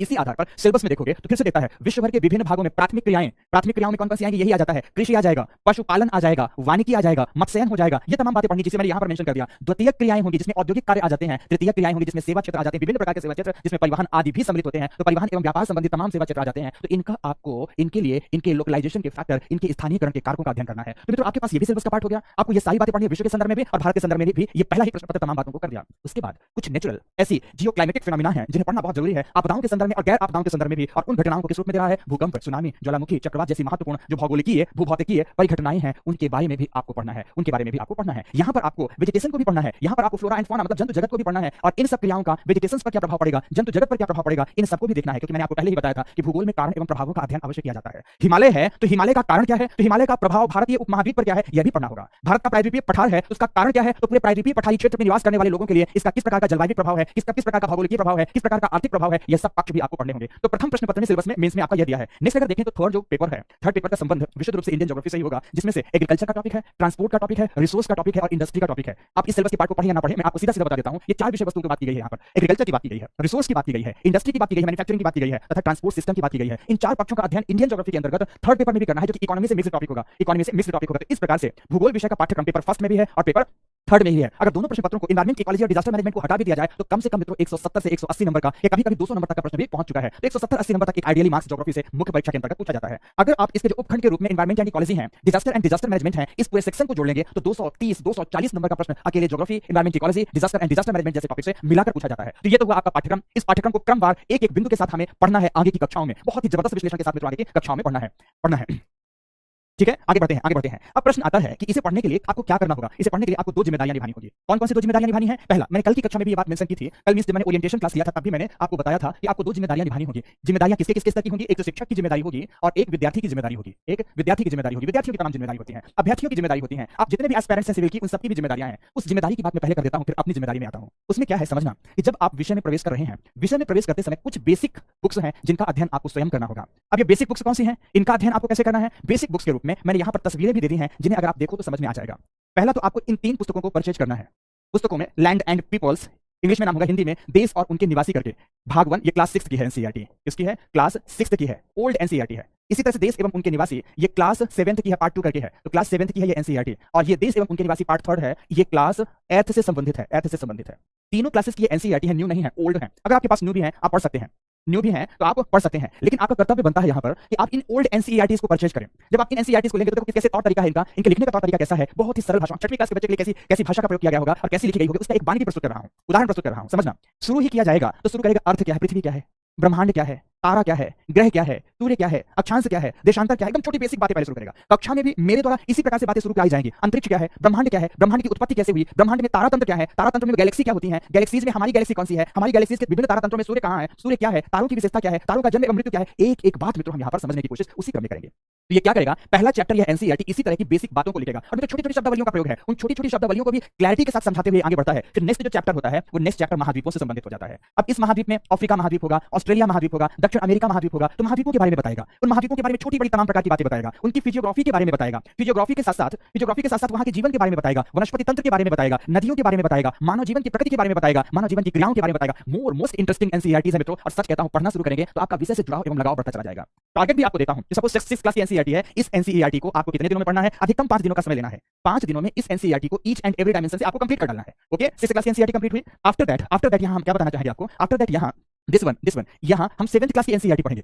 कौन सी एनसीईआरटी पढ़ेंगे? 7th क्लास की एनसीईआरटी पढ़ेंगे। 7th क्लास की एनसीईआरटी में शुरू के वही आरंभिक बातें, पहला चैप्टर एकदम छोटी-छोटी बेसिक फिनोमेना बात करेगा। महाद्वीप क्या है, सागर क्या है, पर्वत पठार क्या है, इनकी अपनी विशेषताएं क्या होती हैं, छोटी-छोटी बातें। अपक्षय क्या है, अपर्दन क्या है, पृथ्वी के अंदर से होने वाली क्रियाएं कौन सी हैं, पृथ्वी के बाहर घटित होने वाली क्रियाएं कौन सी है, बहुत बेसिक सी बातें विषय के जुड़ाव के रूप में आपसे यहां पर की जाएंगी। यहां पर विषय का जुड़ाव आपसे इस रूप में पड़ गया, ठीक है। और उसके बाद अब जो बचे हुए कॉन्टिनेंट है इसमें देगा, अब जो बचे हुए सब उत्तर अमेरिकी महाद्वीप हो गया, यूरोपीय महाद्वीप हो गया, तो ये तमाम महाद्वीप अब इसमें दिए जाएंगे। तो अब आपको इसके लिए भी टारगेट में देता हूं कि इसको भी आपको 5 डेज, नेक्स्ट 5 डेज में आपको इसको भी पढ़ना है। पहली बार में पढ़ते हुए जब फर्स्ट रीडिंग लेंगे तो ध्यान रखिएगा नॉवेल जैसा पढ़ना है। कई बच्चों ने मैसेज भी किया है सर इनके नोट्स नहीं बनाना, कोई नोट्स नहीं बनाना, जैसे आप कोई उपन्यास उठाते हो ना बस पढ़ लेते हो, उसी तरह से पढ़ना है। क्या याद हुआ, क्या याद नहीं हुआ, इसके लिए किसी तरीके से आपको वेरी होने की जरूरत नहीं है, चिंतित होने की जरूरत नहीं है। फर्स्ट रीडिंग में आपको तमाम बातें तो याद भी नहीं हो सकती हैं, बस पढ़ जाओ, एक बार गो थ्रू हो जाओ, फिर याद कराने के लिए राजेश मिश्र बैठे हुए हैं ना, एक एक पक्ष याद कराएंगे। फिर नेक्स्ट एनसीईआरटी 8th क्लास की है, इसमें भी उसी तरह से आरंभिक पहला चैप्टर आपके भूगोल विषय के बेसिक फंडामेंटल पार्ट से होगा। फिर जो नेक्स्ट चैप्टर होता है वो एशियन कॉन्टिनेंट से है, एशिया महाद्वीप से है, तो महाद्वीपों का अध्ययन तीनों के संदर्भ में होगा। अब जब आप ये एनसीईआरटीज पढ़ रहे हैं, ये एनसीईआरटी तीनों की तीन एनसीईआरटी पढ़ रहे हैं, इसमें देखिएगा सपोज कोई कॉन्टिनेंट दिया है तो उसके एक साइड के पेज में उस कॉन्टिनेंट का वो फिगर भी दिया होगा, मैप भी दिया होगा, और वहां पर वो तमाम विषय बिंदुओं को अंकित भी किया रहता है जिस विषय वस्तु के बारे में बात चल रही होती है। तो साथ साथ पर आपको उस मैप में इंगित उन तमाम पक्षों को मस्तिष्क में एक फोटोग्राफिक मेमोरी के रूप में बैठाने की कोशिश करना है। और मित्रों बहुत अधिक समय नहीं लगता, 5 दिन का समय मैंने मोस्ट टाइम आपको दिया, इतने ही समय में प्रत्येक बातें आपकी तैयार भी होती जाएंगी। अभी हार्डकोर नहीं है, किसी को 7 दिन का समय लग रहा है, तो ऐसा नहीं कि इसमें आप व्यथित हो जाइए, इसमें आपके मस्तिष्क में एक थॉट बन जाए कि नहीं सर ने जो टारगेट दिया था तो हम शायद कर नहीं पा रहे हैं, तो हम इस एग्जाम के योग्य ही नहीं। ऐसा नहीं है मेरे प्यारे दोस्तों, किसी को अगर 10 दिन का भी टाइम एक एनसीईआरटी में लगाना तो लग जाने दो, बट एक बार ठीक से जैसा मैं कह रहा हूं पढ़ने की कोशिश करना। तो इसे आप पढ़ोगे इस क्रम में, इसे पढ़ते हुए आपके मन में जिज्ञासा जागृत होगी कि हम क्या इस महाद्वीप के बारे में कुछ और बातें नहीं जान सकते। तो जब इस तरह की जिज्ञासा जागृत हो तो आपको साथ में एक एटलस की जरूरत पड़ेगी। इसकी जरूरत पड़ेगी, एटलस की जरूरत होगी। ध्यान रखिए हम सारे के सारे नोट्स तो अवेलेबल कराएंगे, बट एटलस हम अवेलेबल नहीं कराएंगे, संस्था एटलस अवेलेबल नहीं कराएगी, एटलस आपको स्वयं खरीदने होंगे। आप सभी हिंदी माध्यम के विद्यार्थी हैं, पर मेरा आप सबसे विनम्र अनुरोध है कि एटलस खरीदते समय हिंदी भाषा का एटलस मत लीजिए, इंग्लिश भाषा का एटलस लीजिएगा, क्योंकि कई शब्द ऐसे हैं जिनको अनुवाद करते समय गलत कर दिया गया है हिंदी भाषा में। ओरिजिनल इंग्लिश का उसका फोनेटिक्स कुछ और है, उसका प्रोनाउंसिएशन कुछ और है, बट हिंदी में जब अनुवाद किया गया है, अनुवाद करते समय उसका प्रोनाउंसिएशन बदल दिया गया है, इसलिए इंग्लिश का एटलस लेंगे। तो लेंगे कौन कौन सा, आपके पास कौन कौन सा एटलस ले लिया जाए तो सरल हो जाएगा। 3 का विकल्प देता हूं और 3 में से कोई भी ले सकते हैं। पहला तो एक आता है एटलस ब्लैक स्वान का आता है, ब्लैक स्वान का आता है, पर ब्लैक स्वान में आपको लेना है स्कूल एटलस। कौन सा एटलस लेंगे आप मित्रों? स्कूल एटलस लेंगे ब्लैक स्वान का। दूसरा आपके पास ऑप्शन है और करके है, अथवा करके है, आप ऑक्सफोर्ड का एटलस लेंगे, बट ऑक्सफोर्ड में कई प्रकार के एटलस हैं। ऑक्सफोर्ड में स्कूल एटलस न लेके आपको स्टूडेंट एटलस लेना है, स्टूडेंट एटलस लेना है, एटलस लेना है। या तीसरा एक आता है, पब्लिकेशन का नाम बता देता हूं क्योंकि ये भी पब्लिकेशन है, स्टडी टुडे पब्लिकेशन है, अजीत सिंह वगैरह ने लिखा है। स्टडी टुडे पब्लिकेशन का एक एटलस आता है, आप इस एटलस को भी ले सकते हैं। इनका स्कूल बस इतना नाम आपने बताया, इनका एक ही एटलस आता है विश्व एवं भारत के संदर्भ में, आप इस एटलस को भी ले सकते हैं। तीनों के तीनों एटलस बहुत अच्छे हैं। अगर आपको अंग्रेजी नाम के हिसाब से जाना तो आप ऑक्सफोर्ड और ब्लैक स्वान फॉलो करिए, बट स्टडी टुडे पब्लिकेशन बहुत अच्छा, क्योंकि बेसिकली इस एटलस को जिसने बनाया है वो तीनों सिविल्स के बहुत अच्छे एस्पायरेंट्स थे, उसमें से कुछ लोग सफल भी हैं, बट उन तीनों ने बहुत अच्छे मेहनत करके आपके रिक्वायरमेंट के आधार पर इस एटलस को बनाया है। स्टडी टुडे पब्लिकेशन के एटलस को भी आप फॉलो कर सकते हैं। तो 3 में से कोई ना कोई एक एटलस आपको मंगाना है, आपको कहीं जाने की जरूरत नहीं है। आप जहां बैठे हो ऑनलाइन एजुकेशन ले रहे हो ना, तो ऑनलाइन आप एटलस भी ऑर्डर कर सकते हो। एटलस ऑर्डर करो, आपके घर पहुंचेगा, आपके समीपी नगर में पहुंच जाएगा। इस एटलस को आप ऑनलाइन मंगा सकते हैं, इनमें से कोई भी एटलस मंगा सकते हो। ध्यान रखें मैं 3 के तीनों एटलस को बेहतर मानता हूं, पर तीनों में से कोई भी आप एक एटलस मंगाएं। तो जब आप कोई कॉन्टिनेंट पढ़ रहे हैं, सपोज आप अफ्रीकन कॉन्टिनेंट पढ़ रहे हैं, तो आप अपने एटलस को सामने रखिए, अफ्रीकन कॉन्टिनेंट ओपन करके रखिए। कोई अवस्थिति आ गई, सपोज नाइजर नदी आ गई, तो एटलस में आपको नाइजर नदी देखना है। सपोज वहीं पर आपको नाइल रिवर दिख गई, तो नाइल रिवर आपको अपने एटलस में देखना है। जब आप एटलस में साथ-साथ देखते चले जाएंगे तो आदमी की एक फोटोग्राफिक मेमोरी होती है। जब बार-बार आप चित्र को देखेंगे, फोटो को देखेंगे, तो आपको चीजें याद होती चली जाएंगी। और यही याददाश्त ध्यान रखें, या कि शॉर्ट टर्म मेमोरी में या लॉन्ग टर्म मेमोरी कहीं ना कहीं आपकी पड़ी हुई होगी, जिसको बार-बार रिवाइज करेंगे मित्रों, तो ये हमेशा के लिए अवस्थितियां आपकी हो जाएंगी। रही बात इस सब के लिए ये आपकी जिम्मेदारी हुई, मेरी जिम्मेदारी की, तो मैंने कल की कक्षा में बताया था कि यकीन दिलाता हूं जिस समय पर विश्व का मानचित्रण कराऊंगा, मैजिक मोमेंट करूंगा, एक अवस्थिति आपके मस्तिष्क में फीड करा दूंगा मित्रों। आंख बंद करके भी आप एटलस में कहीं कोई बात महत्वपूर्ण अवस्थिति के रूप में पूछी गई, आप हर अवस्थिति को बताने की स्थिति में रहेंगे। ना केवल अवस्थिति बताएंगे बल्कि उसके संपूर्ण फिजियोग्राफिक फीचर को आप बता पाएंगे। ना केवल फिजियोग्राफिक फीचर बताएंगे बल्कि उसके इकोनॉमिक इंपॉर्टेंस, उसके एनवायरमेंटल इंपॉर्टेंस और उसके सोशियो कल्चरल इंपॉर्टेंस को भी आप उस अवस्थिति की बता पाएंगे। ये तमाम प्रयास मेरे द्वारा क्लास में कराए जाएंगे, इसलिए चिंतित मत होइएगा। बस इन तीनों के तीनों बुक्स को एक बार नॉवेल जैसा पढ़ अवश्य डालिएगा। क्या इतनी ही बुक्स पढ़नी है? नहीं। इनको पढ़ने के बाद मित्रों मेरे पास 2 सुझाव हैं, या कि आप 11th 12th की एनसीईआरटी पढ़ डालिए, फिर से बोलता हूं, या कि आप 11th 12th की एनसीईआरटी पढ़ डालिए। बट प्रॉब्लम क्या आएगी आपको? जो रिसेंट में एनसीईआरटी न्यू एडिशन की बात कर रहा हूं लिखी गई है, वह ओरिजिनल टेक्स्ट हिंदी मीडियम का है ही नहीं, ओरिजिनल टेक्स्ट इंग्लिश मीडियम का है, उसका ट्रांसलेशन हिंदी मीडियम में किया गया है। और ट्रांसलेशन कुछ ऐसा हो गया है, भाषा की कठिनता या दुरूहता ऐसी हो गई है कि समझना थोड़ा सा विद्यार्थियों के लिए उन विषय बिंदुओं को कठिन हो जाता है। और जब भाषा केवल अनुवादित होती है, अनुवाद में शब्दशः अनुवाद करने का प्रयास किया जाता है, तो सही बताएं विषय की आत्मा निकल कर नहीं आ पाती। और जब आत्मिक भाव से आप उस विषय को पढ़ नहीं पाते तो आपको मजा नहीं आता। इसलिए एनसीईआरटी की भाषा की जटिलता और सरलता लाते हुए डी आर खुल्लर महोदय एक टाइम पीरियड पर यूपीएससी में, इनकी भी अपनी भागीदारी थी, डी आर खुल्लर महोदय ने सरस्वती पब्लिकेशन, देख पा रहे हो सरस्वती जो लिखा है, सरस्वती पब्लिकेशन के तहत सरस्वती भूगोल की 11th 12th की ही 2 पुस्तकें लिखी हैं। डी आर खुल्लर महोदय जो कि ऑथेंटिसिटी इनकी है कि यूपीएससी में भी भागीदार रह चुके हैं, बहुत अच्छे रिसर्चर हैं, भारत के बहुत अच्छे ज्योग्राफर्स में इनका नाम आता है, विश्वविद्यालय शिक्षा प्रदान करने वाले व्यक्तियों में से रहे हैं, इसलिए ऑथेंटिसिटी ये टेक्स्ट बुक है, कोई गाइड नहीं है मित्रों। तो 11th 12th में सरस्वती भूगोल नाम से पुस्तकें आती हैं, इन दोनों पुस्तकों को पढ़ना और पढ़ना ही है। अगर आप सेलेक्ट होना चाहते हैं, यूपीएससी क्वालिफाई करना चाहते हैं, तो मेरा सुझाव होगा कि क्लास के साथ-साथ इन दोनों पुस्तकों को भी आपको पढ़ना है। इनको पढ़ने के लिए आराम से पढ़िएगा, इनमें टाइम लगेगा। तो ये पुस्तकें दोनों आपको मंगानी है, ये दोनों पुस्तकें भी आप ऑनलाइन परचेज करिए, केवल आपको इतना ही पढ़ना, ज्योग्राफी में टॉप टू बॉटम या बॉटम टू टॉप आपको अपने स्तर पर केवल इतना ही पढ़ना है। शेष बात रही कि कुछ विद्यार्थी होंगे मुझसे पूछेंगे कि सर अगर ना पढ़ूं, केवल क्लास नोट्स जहां से मिलने जा रहा है, क्योंकि पीडीएफ प्रिंटेड मटेरियल तो अवश्य मिलेगा और आपकी जो क्लास होने जा रही है उस पर डिपेंडेंट रहे तो कैसा रहेगा। मेरे प्यारे दोस्तों, इसके प्रयास हम सब ने कराने के किए हैं कि जो भी इन एनसीईआरटीज या इन पुस्तकों की जानकारियां हैं, आपके जो नोट्स हैं उन नोट्स में आ जाएं। तो ऐसा बहुत हद तक संभव है कि आप नहीं भी पढ़ेंगे तो काम चलेगा, लेकिन एक मेरा अपना व्यक्तिगत सुझाव है कि पढ़ डालने में कोई बुराई नहीं है। जितना पढ़ेंगे उतना कॉन्सेप्चुअल क्लैरिटी आएगी, जितना पढ़ेंगे उतना फैक्चुअल इंफॉर्मेशन कॉन्सेप्ट्स के साथ गेन कर पाएंगे। इसलिए मित्रों एक बार अपने पीडीएफ मटेरियल पर फोकस तो रहिएगा ही, क्लास पर तो सबसे ज्यादा फोकस रहना है, पर एक बार आप इन एनसीईआरटीज का भी अध्ययन कर डालें। ये 5 पुस्तकें मैंने बताई हैं, 3 यहां पर आप देखें, 3 यहां पर ये पुस्तकें आपके सामने हुई, बहुत 6th 7th 8th क्लास की।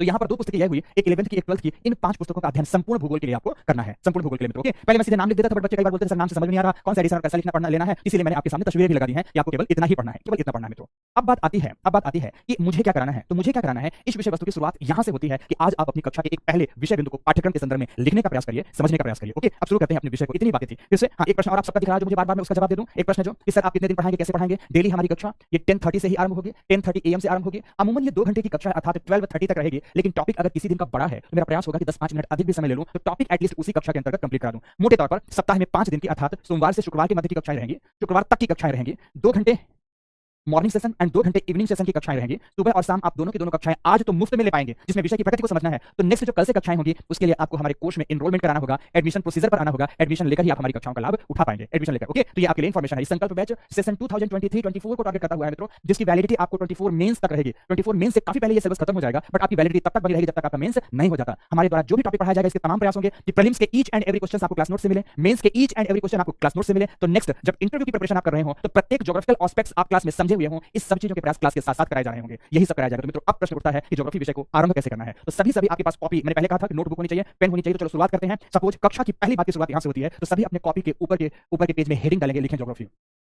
सभी लिखे ज्योग्राफी या भूगोल। शुरू करिए, नोट डाउन भी करना चीजों को। शुरू करिए, ज्योग्राफी लिखिए। ठीक है, अब सबसे पहले आपने ज्योग्राफी लिखा, भूगोल लिखा, तो सबसे पहले इसकी आपको डेफिनेशन देनी होगी। परिभाषा हेडिंग के रूप में आपको नहीं देनी है, मैं समझाने के लिए बोल रहा हूं, बट आपको क्या करना है, सबसे पहले परिभाषा लिखना है, सबसे पहले परिभाषा लिखना है, ये लिखो।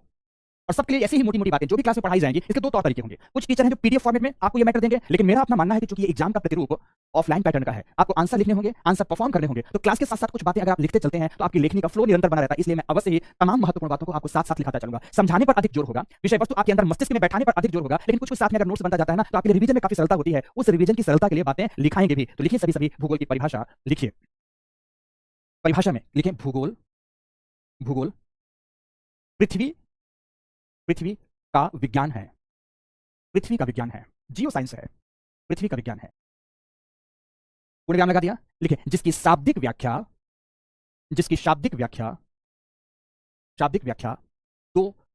दो लैटिन शब्द ना भी लिखेंगे तब भी चलेगा, पर लिख ले तो ज्यादा अच्छा है। तो लैटिन शब्दों के मेल के रूप में, 2 लैटिन शब्दों के मेल के रूप में की जाती है।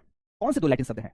तो लैटिन शब्दों के मेल के रूप में की जाती है, विदाउट पॉइंट्स। पहला शब्द लिखेंगे जियो, पूर्ण विराम लगाकर लिखेंगे जियो, जिसका अर्थ है पृथ्वी, जिसका अर्थ क्या है, पृथ्वी। तो दूसरा शब्द लिखेंगे कॉमा लगाकर ग्राफी, जिसका अर्थ है ज्ञान या अध्ययन,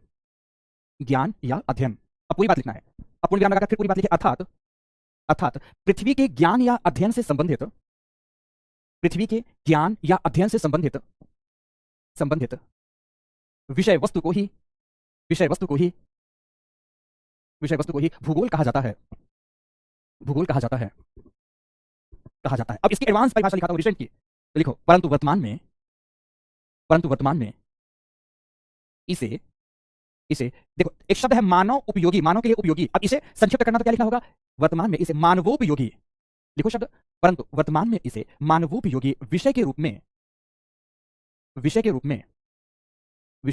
देखते हुए, बहुत अच्छे से लिखेंगे, देखते हुए परिभाषित किया गया है कि, किस तरह से परिभाषित किया गया है कि इन्वर्टेड कॉमा में लिखेंगे, सभी लिखिए, मानव एवं यहां पर मैं लिखता हूं, आप लिखते चलेंगे साथ में, मानव एवं भौतिक प्रकृति के मध्य मानव एवं भौतिक प्रकृति के मध्य मध्य के अंतर संबंधों के अध्ययन के विषय को, मानव एवं भौतिक प्रकृति के मध्य के अंतर संबंधों के अध्ययन के विषय को भूगोल कहा जाता है। भूगोल कहा जाता है।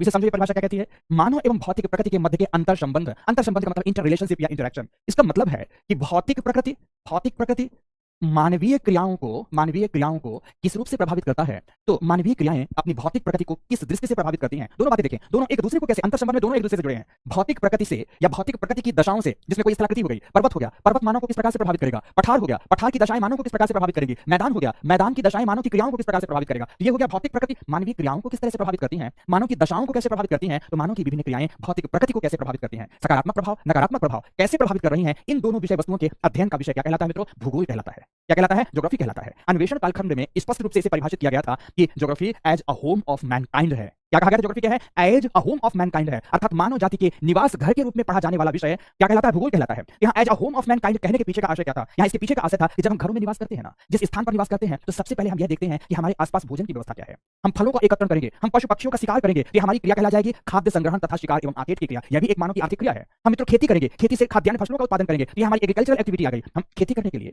हम शिकार आखेट करने के लिए, खाद्य संग्रहण के लिए तथा अन्य क्रियाओं के लिए संसाधनों का दोहन करेंगे। संसाधनों को प्रसंस्कृत करेंगे तो औद्योगिक क्रियाएं करेंगे। और ध्यान रखें, संसाधन, उद्योग एवं कृषि क्षेत्रों को आपस में जोड़ने के लिए जो व्यवस्था जन्म लेगी वह परिवहन तंत्र कहलाएगी। अर्थात मानव विभिन्न प्रकार की क्रियाएं अपने आवास क्षेत्र में रहने के लिए करता है। नहीं करता है? जब मानव कृषि करता है तो प्रकृति को कैसे प्रभावित करेगा, मानव संसाधनों का दोहन करता है तो प्रकृति को कैसे प्रभावित करेगा, मानव औद्योगिक क्रिया करता है तो प्रकृति को कैसे प्रभावित करेगा, इन तमाम चीजों का अध्ययन किसके अंतर्गत किया जाता है? कुल मिलाकर भूगोल के अंतर्गत किया जाता है। यहाँ दो पक्ष स्पष्ट रूप से उभर कर आ गए। एक तरफ तो आपको भौतिक प्रकृति पढ़नी होगी, तो एक तरफ यहाँ पर मानव के व्यवहार को पढ़ना होगा, मानव के तौर तरीकों को पढ़ना होगा। इसी परिभाषा ने भूगोल के पाठ्यक्रम को दो अंगों में बांट दिया, एक भौतिक भूगोल हो गया तो दूसरा मानव भूगोल हो गया। समझ में आ गई मेरी बात की नहीं? तो लिखिए, ये तो आपने परिभाषा लिखा, इतना ही परिभाषा लिखना है, इससे ज्यादा लिखने की आपको जरूरत नहीं है। जब आप वैकल्पिक विषय लेंगे तो मैं विद्वानों के नाम के अनुरूप अलग अलग तरीके से इसकी परिभाषा दिखाऊंगा। क्लियर हो गया ना? अब आगे लिखिए पाठ्यक्रम, जिस रूप में आपको पढ़ना है। लिखिए पाठ्यक्रम। आपकी कॉपी में ये सब होना चाहिए, पहले ही पेज में होना चाहिए, एकदम क्लैरिटी हो सिलेबस की, कैसे कैसे आप पढ़ेंगे, सर कैसे पढ़ाएंगे, किस किस खंड को शुरू करेंगे। पाठ्यक्रम के मैंने क्या बताया कि दो अंग हो गए। अब आप इस अंग को इस तरह से आपको लिखेंगे। पाठ्यक्रम के दो अंग में कौन कौन से हो गए? एक भौतिक भूगोल हो गया, फिजिकल ज्योग्राफी का पार्ट हो गया, हिंदी में ही लिख रहा हूं, इंग्लिश में भले बोलूंगा। तो दूसरा मानव भूगोल हो गया, मानव भूगोल का पक्ष हो गया, मानव भूगोल का पक्ष हो गया। क्लियर हो गया मेरी बात की नहीं? एक पक्ष है भौतिक भूगोल और दूसरा पक्ष है मानव भूगोल। आपकी परिभाषा से ही दोनों निकल कर आए हैं। अब दोनों लिख दिया ना अपने पाठ्यक्रम में, पहला भौतिक भूगोल, दूसरा मानव भूगोल। अब इन्हें भी परिभाषित करते हैं। लिखिए पैराचेंज करते हुए लिखे दोनों के बारे में कि भूगोल का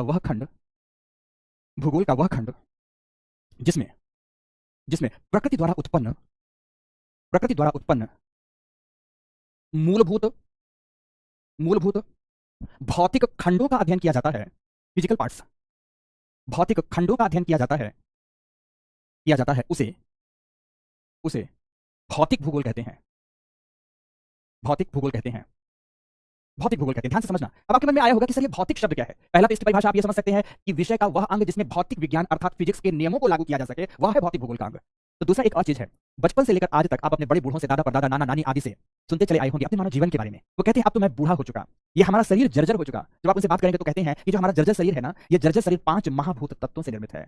और 5 महाभूत तत्वों के बारे में बोलते भी हैं कि क्षिति, जल, पावक, गगन, शमीरा, पंच रचित यह अधम शरीरा। तो इन 5 तत्वों के बारे में जब आप कहेंगे तो कहते हैं कि ये 5 मूलभूत तत्व जिससे हमारी ये स्थूल काया निर्मित हुई है, यह मूलभूत तत्व भौतिक तत्व कहलाते हैं। इसलिए इन्हें महाभूत तत्व कहा गया है। जिस प्रकार से हमारा शरीर 5 महाभूत तत्वों से निर्मित है, उसी तरह हमारी पृथ्वी माता की काया, पृथ्वी माता का शरीर 3 महाभूत तत्वों से निर्मित है। तो वह महाभूत तत्व कौन कौन से हैं? ध्यान रखना, एक वेन डायग्राम के रूप में आप बचपन से ये बात पढ़ते चले आए होंगे कि वह 3 महाभूत तत्व हैं। स्थल मंडल, मैं स्थल यहां पर लिख देता हूं, जल मंडल, मैं यहां जल लिख देता हूं, वायुमंडल, ये यहां पर वायु लिख देता हूं। ये 3 महामूलभूत तत्व हैं जिन्हें इंग्लिश में हम कहते हैं स्थलमंडल को लिथोस्फीयर कहते हैं। क्या कहते हैं हम इसको? लिथोस्फीयर की संज्ञा देते हैं। तो प्रकृति ने सर्वप्रथम स्थलमंडल या लिथोस्फीयर का निर्माण किया। लिथोस्फीयर के साथ साथ पृथ्वी ने ही या प्रकृति ने वायुमंडल को जन्म दिया, और वायुमंडल के उपरांत हमारी पृथ्वी पर अस्तित्वमान होता है जलमंडल। ये 3 घटक हैं, ये पृथ्वी माता के मूलभूत 3 अंग हैं जिन्हें प्रकृति ने पैदा किया है। और ये भौतिक तत्व हैं जिनमें जीवन नहीं है, ये जीवन रहित भौतिक तत्व हैं, इनमें जीवन नहीं पाया जाता है। तो जीवन रहित इन 3 भूत तत्वों से हमारी पृथ्वी माता निर्मित है। तो इन 3 खंडों का अध्ययन मुख्य रूप से हमें भौतिक भूगोल के अंतर्गत करना है।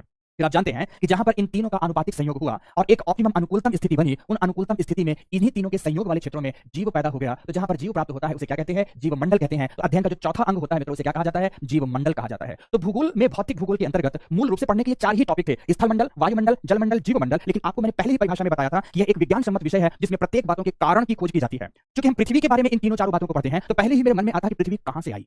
आता कि नहीं आता, इसका भी जवाब हमें खोजना होगा, नहीं खोजना होगा? बिल्कुल खोजना होगा कि आखिर पृथ्वी अस्तित्व में कैसे आई, पृथ्वी है कहां पर, पृथ्वी कब से है, पृथ्वी की उत्पत्ति की प्रक्रिया क्या है। तो पृथ्वी के उत्पत्ति की प्रक्रिया को समझने के क्रम में भूगोल विषय के अंतर्गत हम इसके पाठ्यक्रम का पहला अंग पढ़ते हैं। और वो पहला अंग क्या कहलाता है मित्रों? पहला अंग कई नामों से अंतरिक्ष विज्ञान भी जानते हैं और ब्रह्मांड विज्ञान भी जानते हैं। तो पहला अंग कॉस्मोलॉजी है, जिसे हम ब्रह्मांड विज्ञान कहते हैं। ब्रह्मांड आज के डेट में वर्तमान परिभाषा में ब्रह्मांड विज्ञान शब्द का प्रयोग न करते हुए स्पेस साइंस शब्द का प्रयोग करते हैं। तो भौतिक भूगोल के अंतर्गत सभी बच्चे लिखेंगे कि हमें इन 5 खंडों का अध्ययन करना है। सॉरी 1 अब ये हो गया, तो अब ये हो गया 2, ये हो गया 3, ये हो गया 4 और ये हो गया 5। पहला होगा ब्रह्मांड विज्ञान, दूसरा होगा स्थल मंडल, तीसरा होगा वायुमंडल, चौथा होगा जलमंडल, पांचवा होगा जैव मंडल। इन 5 खंडों का अध्ययन करेंगे, इन 5 खंडों का अध्ययन करेंगे। अब इन 5 खंडों के अध्ययन के क्रम में पाठ्यक्रम में इनका क्या नाम होगा, साथ साथ में आप अपनी कॉपी में मेंशन करेंगे। तो साथ साथ में मेंशन करते हुए आप क्या लिखेंगे इसके लिए? इसके लिए आप लिखेंगे अंतरिक्ष विज्ञान। पहला टॉपिक आपका होगा अंतरिक्ष विज्ञान। क्लियर हो गई मेरी बात? इसके लिए जो टॉपिक होगा उसे आप कहेंगे भू आकृति विज्ञान। याद करना साथ साथ में, सिलेबस आप सभी को याद होना चाहिए आपका कि भू आकृति विज्ञान है। इसके लिए आप करेंगे जो पढ़ेंगे वो टॉपिक होगा जलवायु विज्ञान। जलवायु विज्ञान इसके लिए जो टॉपिक होगा उसे कहते हैं जैव भूगोल। जैव नहीं सॉरी इसके लिए कहेंगे समुद्र विज्ञान। क्षमा चाहता हूं, गलत लिख गया था मैंने। इसे कहेंगे समुद्र विज्ञान और समुद्र विज्ञान के बाद लास्ट जो टॉपिक आता है इसे कहेंगे जैव भूगोल, बायोज्योग्राफी। इंग्लिश में स्पेस साइंस, जियोमॉर्फोलॉजी, क्लाइमेटोलॉजी, ओशियोनोग्राफी तथा बायोज्योग्राफी। ये 5 खंड होंगे जिन्हें वर्ल्ड फिजिकल ज्योग्राफी के अंतर्गत हम पढ़ेंगे, विश्व के भौतिक भूगोल के अंतर्गत पढ़ेंगे। क्लियर हो गई मेरी बात ना? सिलेबस एकदम याद होना चाहिए। सिलेबस क्यों याद होना चाहिए? जब तक आप सिलेबस याद नहीं करेंगे तब तक आपको यही समझ में नहीं आएगा कि आपको अपने विषय का विस्तार कितना देना है और संक्षेपण कितना करना। पहली बात। दूसरा, यह समझ में नहीं आएगा कि हमारे विषय का यह अंग खंड किस किस क्षेत्र से जुड़ा हुआ है, पाठ्यक्रम के दूसरे अंगों में से किससे किससे जुड़ा है, यह भी समझ में नहीं आएगा। तीसरा, जब भी कोई करंट अफेयर्स का इशू चल रहा होगा, कोई कंटेम्परेरी टॉपिक्स का इशू चल रहा होगा, आप वहां भी कंफ्यूज रहेंगे कि ये टॉपिक हमारे विषय वस्तु के किस खंड से है, आप कभी नहीं समझ पाओगे, आप अच्छा उत्तर लेखन नहीं कर पाओगे। इसलिए सबसे पहले आपकी जिम्मेदारी बनती है कि आप अपने पाठ्यक्रम के अंगों को समझें कि ज्योग्राफी में हमें सबसे पहले वर्ल्ड ज्योग्राफी पढ़ना है, जिसमें से फिजिकल ज्योग्राफी का पार्ट होगा, उसमें 5 ही अंग हैं। पहला स्पेस साइंस है, दूसरे नंबर पर जियोमॉर्फोलॉजी है, तीसरे नंबर पर क्लाइमेटोलॉजी है, चौथे नंबर पर ओशियोनोग्राफी है, तो 5वें नंबर पर बायोज्योग्राफी है। अगर जैसे एक एग्जांपल देता हूं, थोड़े दिन पहले ही मैंने एक घटना पढ़ी कि पृथ्वी पर जल के उत्पत्ति के संदर्भ में पहले टेरेस्ट्रियल कॉन्सेप्ट दिया गया था कि पृथ्वी से संबंधित संकल्पना ही दी गई थी कि पृथ्वी में एक कालखंड विशेष में कुछ ऐसी क्रियाएं घटित हुई जिससे पृथ्वी पर सागर हिलोरे लेने लगा। सारी कहानी आगे सुनाऊंगा मित्रों, जबरदस्त तरीके से सुनाऊंगा। पर दूसरे तरीके से अभी रिसेंट में जापान का एक सैटेलाइट अपने रिसर्च में कुछ ऐसा बताता है कि पृथ्वी पर पार्थिव क्रियाओं से, मतलब पृथ्वी की क्रियाओं से तो जल की उत्पत्ति हुई ही है, लेकिन कुछ ऐसे भी प्रमाण देखे जाते हैं कि पृथ्वी के उत्पत्ति कालखंड में ही एक बड़ा सा विशालकाय जलीय उल्कापिंड पृथ्वी से आकर टकराया और उस उल्कापिंड में उपस्थित जल की भागीदारी पृथ्वी पर बहुत अधिक है। अब यहाँ पर कॉस्मोलॉजिकल कॉन्सेप्ट ऑफ वाटर भी आ गया। तो जब तक आपको ये पता नहीं होगा कि ये किस खंड का अंग है, तब तक आप उस करंट की घटना को कहां से जोड़ेंगे? आप कठिनाई में पड़ेंगे मेरे दोस्तों। तो कठिनाई में ना पड़े इसके लिए मैं आपको सहजता देना चाहता हूं। अभी रिसेंट का एक घटना है जिसमें बेसिकली इस समय पर आइसबर्ग सीडिंग करके कॉन्सेप्ट आ चुका है। आइस सीडिंग या ग्लेशियर सीडिंग का कॉन्सेप्ट आ चुका है। तो मित्रों ये ग्लेशियर सीडिंग का कॉन्सेप्ट आपने पढ़ा ज्योग्राफी में, करंट में घटना पढ़ रहे हैं, लेकिन आपको सिलेबस के अंदर नहीं पता, तो आपको पता नहीं होगा कि इसको कहां से जोड़ना है, हमें हम कहां से जोड़कर प्रश्नों को कर पाएंगे, आपको पता ही नहीं होगा। तो कोई भी समसामयिक इशू पढ़ रहे हैं, मुद्दा पढ़ रहे हैं, तो जब तक आपको सिलेबस के अंग नहीं पता होंगे तब तक आप नहीं जोड़ पाएंगे। इसलिए बहुत सरल और बहुत सहज है। आपको क्या लगता है कि पहली कक्षा में केवल मैं इतनी ही बात क्यों कर रहा हूं? ताकि आप क्रमिक रूप से अपनी एक एक बातों को आगे बढ़ाने में अपने को सहज महसूस करवा पाओ। इसलिए ये 5 अंग हो गए। अब मानव भूगोल के अंतर्गत क्या करना है? मानव की 3 आर्थिक क्रियाओं का अध्ययन करना है। जैसे मानव भूगोल की बात आए तो ध्यान रखना सभी के सभी मेरे प्यारे दोस्तों कि जब भी मानव भूगोल की बात आए तो मानव भूगोल चाहे विश्व के संदर्भ में हो चाहे भारत के संदर्भ में 3 आर्थिक क्रियाओं का अध्ययन करेंगे। यहाँ पर एक प्राथमिक आर्थिक क्रिया होती है, द्वितीयक आर्थिक क्रिया होती है, द्वितीयक होती है और तृतीयक आर्थिक क्रिया होती है। 3 ही क्षेत्रों का आपको अध्ययन करना है। प्राथमिक आर्थिक क्रियाओं के अंतर्गत कौन कौन सी क्रियाएं आएंगी? सबसे पहली क्रिया आ जाएगी आपकी पशुपालन। पशुपालन से भी पहले आ जाएगा आखेट एवं खाद्य संग्रहण।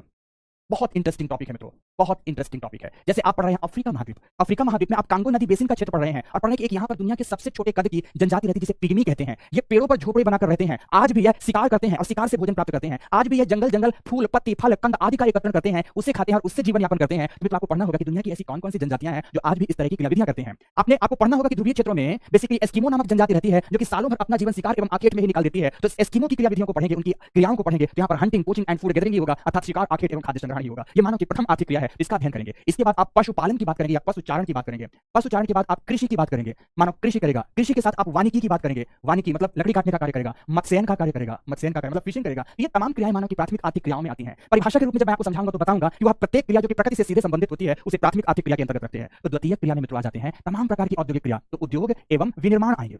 उद्योग एवं क्या आ जाएगा यहाँ पर? विनिर्माण आएगा। तो ध्यान से, उद्योगों के लिए कच्चा माल कृषि से प्राप्त होगा, पशुओं से प्राप्त होगा, वानिकी से प्राप्त होगा, मत्स्यन से प्राप्त होगा, तो खनन क्रिया से भी प्राप्त होगा, माइनिंग एक्टिविटी जिसे कहते हैं। तो खनन भी प्राथमिक क्रियाओं में आएगी, बट औद्योगिक क्रिया द्वितीय क्रियाओं में आ जाएगी। तो मानो कि दूसरी क्रिया यह हो गई। तो तीसरी क्रिया में जो आपको यहाँ पर पढ़नी है वह होती है, ध्यान से, सेवा क्षेत्र होता है तीसरे में। बट सेवा क्षेत्र में आपको यहाँ पर ज्योग्राफी में बीमा नहीं पढ़ना, बल्कि केवल 2 क्षेत्र पढ़ना है। एक तो पढ़ना है परिवहन पढ़ना है, तो दूसरा पढ़ना है आपको व्यापार। क्या पढ़ना है? परिवहन एवं व्यापार। रियलिटी यह है कि व्यापार का पक्ष इकोनॉमी में इतना पढ़ लिया जाता है कि ज्योग्राफी में पढ़ने की कोई जरूरत नहीं है। तो भारत के भूगोल के संदर्भ में भी और विश्व के भूगोल के संदर्भ में भी इन्हीं क्रियाओं का अध्ययन आपको ज्योग्राफी के अंतर्गत करना होगा। ध्यान रखना, सिलेबस सिलेबस के दिए गए बिंदुओं में से आप सारी बातें कभी भी क्लैरिटी से नहीं समझेंगे। आज जो मैं इस बात को समझा रहा हूं, इस बात से आपको बेहतर तरीके से समझ में आएगा कि मानव की प्राथमिक द्वितीय तृतीय क्रियाओं में से किन किन खंडों का अध्ययन क्लास में क्रमवार कराया जाएगा, तो कुछ यह प्रारूप रखा जाएगा। क्लियर हो गई? तो सिलेबस का पहला अंग भौतिक भूगोल में क्या पढ़ेंगे, मानव भूगोल में क्या पढ़ेंगे, ये विश्व के संदर्भ में हो गया। यह किसके संदर्भ में हो गया? विश्व के संदर्भ में हो गया। इसी तरह से मित्रों, जब मैं भारत का भूगोल पढ़ाऊंगा तो भारत के भूगोल के कौन कौन से अंग होंगे उन्हें पहले आपकी कॉपी में नोट डाउन कराऊंगा और आफ्टर दैट मैं एक एक करके टॉपिक पर आगे बढ़ूंगा, एक एक करके आगे बढ़ूंगा। क्लियर हो गई मेरी बात की नहीं? कुछ ऐसा ही आपको प्रारूप पढ़ने का रखना होगा। ये आपका पाठ्यक्रम हो गया। पाठ्यक्रम कुछ ऐसा होगा और इसके अकॉर्डिंग ही एक एक विषय बिंदु को लेकर हम आगे बढ़ेंगे या आगे पढ़ेंगे। ओके, चलो ये बात हुई। अब पाठ्यक्रम के बाद अब हमारा दायित्व क्या बनता है? हमने पाठ्यक्रम देख लिया, क्लियर, हमने रेफरेंस बुक्स देख लिया कि हमें और कौन कौन सी बुक्स पढ़नी है, हमने यह भी देख लिया कि आपकी अपनी जिम्मेदारी क्या हो रही थी और अब संस्था की जिम्मेदारी क्या है। तो फिर से बताता हूं कि पाठ्यक्रम के पहले अंग को उठाकर एक एक बातें, ईच एंड एवरी बातें आपको पढ़ाई जाएंगी। जैसे मैंने शुरू ही करना है अगर अंतरिक्ष विज्ञान, तो अंतरिक्ष विज्ञान में मैं आपको डिफाइन करूंगा कि व्हाट इज स्पेस, अंतरिक्ष क्या है। अंतरिक्ष क्या है? तो अंतरिक्ष का ब्रह्मांड विज्ञान से क्या संबंध है, ब्रह्मांड और अंतरिक्ष में क्या कोई संबंध है या यह दोनों एक दूसरे से अलग है। जब आप संबंधों को समझ जाएंगे तो फिर इसके संदर्भ में बातें की जाएंगी कि ब्रह्मांड की उत्पत्ति कैसे हुई। इसी ब्रह्मांड की उत्पत्ति में आप बिग बैंग थ्योरी को पढ़ेंगे, आप पल्सेशन थ्योरी को पढ़ेंगे, आप ऑसिलेशन सिद्धांत को मेरे द्वारा पढ़ेंगे। और जब बिग बैंग थ्योरी से ब्रह्मांड की उत्पत्ति करेंगे तो यह देखेंगे कि ब्रह्मांड विभिन्न प्रकार के आकाशीय पिंडों के मध्य का जो मुक्त क्षेत्र है, आकाशीय पिंडों के मध्य तथा पिंडों में जो ऊर्जा है, समय है, उन सब का समन्वित रूप है। और उन समन्वित रूपों में हमें चर्चा करनी होगी, गैलेक्सीज की चर्चा करनी होगी। गैलेक्सीज के साथ साथ हमें विभिन्न स्टार सिस्टम्स की चर्चा करनी होगी, स्टार सिस्टम के साथ साथ हमें सोलर सिस्टम की चर्चा करनी होगी, सोलर सिस्टम के साथ साथ हमें प्लैनेट सिस्टम की चर्चा करनी होगी, तो प्लैनेट सिस्टम के साथ साथ हमें पृथ्वी की चर्चा करनी होगी। और जैसे पृथ्वी की चर्चा पर आएंगे भूगोल के स्थलमंडल मंडल का अध्ययन आरंभ हो जाएगा। अध्यापन का प्रारूप कुछ इस प्रकार का मेरे द्वारा रखा जाएगा। मित्रों, आज मैंने भूगोल की प्रकृति को समझाया, अंत में एक बार ब्रीफ करता हूं कि भूगोल एक मानवोपयोगी विषय है, मानवोचित विषय है, मानव के लिए संकल्पित विषय है, जिसमें भौतिक प्रकृति मानव को किस प्रकार से प्रभावित करती है, तो मानव की क्रियाएं भौतिक प्रकृति को किस प्रकार से प्रभावित करती हैं, इसका अध्ययन हमें करना है। अध्ययन करने के रूप में आप जानते हैं कि चूंकि मानव से जुड़ा हुआ विषय है, इसलिए मानव की संपूर्ण जीवन शैली इससे प्रभावित होती हुई आपको दिखेगी। आप सुबह से लेकर शाम तक क्या करते हैं, सारी घटनाओं की समग्रता अगर देखने की कोशिश करेंगे तो कहीं ना कहीं आपको भूगोल से जुड़ी हुई प्रतीत होगी। तो चूंकि जीवन शैली से जुड़ा हुआ विषय है, इसलिए आपके लिए बहुत महत्वपूर्ण हो जाता है और आपके लिए बहुत इंटरेस्टिंग हो जाता है, बहुत इंटरेस्टिंग होने वाला मित्र विषय जिसे आप पढ़ेंगे। फिर दूसरी बात हमने बताया इसका पाठ्यक्रम किस प्रकार से डिराइव है, इसे समझाने की कोशिश की। पाठ्यक्रम के दो ही अंग हैं, एक भौतिक भूगोल का पक्ष है, एक मानव भूगोल का पक्ष है, जिसे विश्व के भी संदर्भ में पढ़ना है और भारत के संदर्भ में। भौतिक भूगोल क्या है? भौतिक भूगोल वह क्षेत्र विशेष है जिसे भौतिक प्रकृति ने पैदा किया है, प्रकृति के मौलिक तत्वों के अध्ययन का खंड है, जिसमें इन 5 विषय वस्तुओं का अध्ययन करना है। यह आपके पाठ्यक्रम का प्रमुख अंग हो गया। इसी क्रम से, इसी श्रेणी से पढ़ते हुए एक एक करके हम अपने विषय को आगे पढ़ेंगे। लगभग 150 घंटे की कक्षाएं लेंगे मित्रों, और उसमें हर एक एस्पेक्ट्स का ध्यान रखा जाएगा। पीडीएफ मटेरियल साथ साथ अवेलेबल कराया जाएगा। क्लास में मैं जो भी यहाँ पर बोर्ड वर्क करूंगा यह भी आपको उपलब्ध होता जाएगा डेली टू डेली। साथ में आज का क्लास, अभी आज तो हमने क्लास में कोई टॉपिक नहीं छोड़ा, कल से छोड़ेंगे तो कल से क्वेश्चन भी शुरू हो जाएगा। आज हमने जो बात पढ़ाई उस पर 10 प्रश्न आपके ऑब्जेक्टिव अप्रोच के और 1 प्रश्न सब्जेक्टिव अप्रोच का प्रत्येक दिन टेस्ट होगा। इन्हीं टॉपिक्स में जो 5 दिन की कक्षाएं होंगी, तो संडे टू संडे एक वीकली टेस्ट भी आपका लिया जाएगा और टेस्ट में आपको इतना संलग्न कर दिया जाएगा कि आप एग्जाम देने के भय से मुक्त हो जाएं। जब भी एग्जाम की बारी आए आपके मन में सुकून एवं शांति हो, ओह ये तो हम डेली करते चले आए हैं, हमारे लिए कोई दिक्कत नहीं है, आपके मन में ऐसा भाव पैदा हो। तो टेस्ट भी आपको देना है, मूल्यांकन भी आपके साथ साथ होगा। बीच बीच में जैसे जैसे एक टॉपिक खत्म होगा तो टॉपिक वाइज भी टेस्ट दिए जाएंगे, सब्जेक्ट खत्म हुआ तो सब्जेक्ट वाइज आपको टेस्ट दिए जाएंगे। पीएनजीज अवेलेबल है, क्लास का क्रक्स भी आपको दिया जाएगा। इसके भी प्रयास किए जाएंगे कि अगर आप नोट्स नहीं बना पाते तो आपको एक नोट्स भी प्रोवाइड करवा दे, क्लास का नोट्स। सब कुछ मित्रों यहाँ होने जा रहा है। और यह भी बता दूं, जो भी बात मेरे द्वारा पढ़ाई जाएगी आपको मैक्सिमम चीजें आपको नोट डाउन भी कराई जाएंगी, ताकि आपका एक अपना नोट्स बने, आप रिवीजन भी करते जाएं, तो आपको कॉन्फिडेंस महसूस हो कि आप हर चीज कर पाए हैं। नोट्स बनाने के पीछे का उद्देश्य ऐसा है कि आप नोटिस करिएगा, जब कभी कभी आप एग्जामिनेशन हॉल में किसी प्रश्न का जवाब लिख रहे होते हैं तो आपके पास कॉपी नहीं होती, आपका नोट्स नहीं होता, लेकिन आपको याद आ रहा होता है कि ये बात मेरे कॉपी के इस पेज के इस तरफ ऊपर साइड या नीचे साइड लिखी गई थी, अब मुझे वो लिखना है। तो कॉपी का वो पेज याद आता है। यहाँ पिक्टोरियल मेमोरी बनाने का भी काम किया जाएगा। ज्योग्राफी में काम ही ग्राफिक्स का है, तो ढेर सारे मैप्स डेवलप कराए जाएंगे, ग्राफ डेवलप कराए जाएंगे, चार्ट्स डेवलप कराए जाएंगे, डायग्राम्स डेवलप कराए जाएंगे, फ्लो चार्ट्स डेवलप कराए जाएंगे, और आपके आंसर राइटिंग को इतना वर्सटाइल बना दिया जाएगा, एग्जामिनर देखकर आप मुग्ध और मंत्रमुग्ध हो जाएगा। मित्रों, इन्हीं तमाम बातों के साथ आज की इस कक्षा की समाप्ति करते हैं। कल सभी उपस्थित होंगे, लेकिन कल की क्लास फ्री नहीं होगी। कल सभी पुनः उपस्थित होंगे अपने विषय पाठ्यक्रम के पहले खंड के साथ, जिसे अंतरिक्ष विज्ञान स्पेस साइंस के साथ हम पढ़ेंगे। ब्रह्मांड की उत्पत्ति पढ़ेंगे और कल की कक्षा में ब्रह्मांड की उत्पत्ति का बिग बैंग सिद्धांत, इससे पीछे की पूर्व पीछिका को समझेंगे, पृष्ठभूमि को समझेंगे, तो बिग बैंग सिद्धांत को प्रमाणित करने वाले सिद्धांतों को, आधारों को समझेंगे। ईच एंड एवरी डायमेंशन से मित्रों पढ़ेंगे। पर कल की कक्षा में आपको उपस्थित होना होगा, तो एडमिशन लेकर उपस्थित होना होगा। इसलिए मित्रों स्वागत है, आइए आप सभी एडमिशन प्रोसीजर पर, और मिलते हैं कल अपने नियत समय 10:30 पर। आज यही बात इन्हीं बातों के साथ विदा लेता हूं मित्रों। धन्यवाद, बहुत बहुत धन्यवाद। क्लास की समाप्ति करता हूं।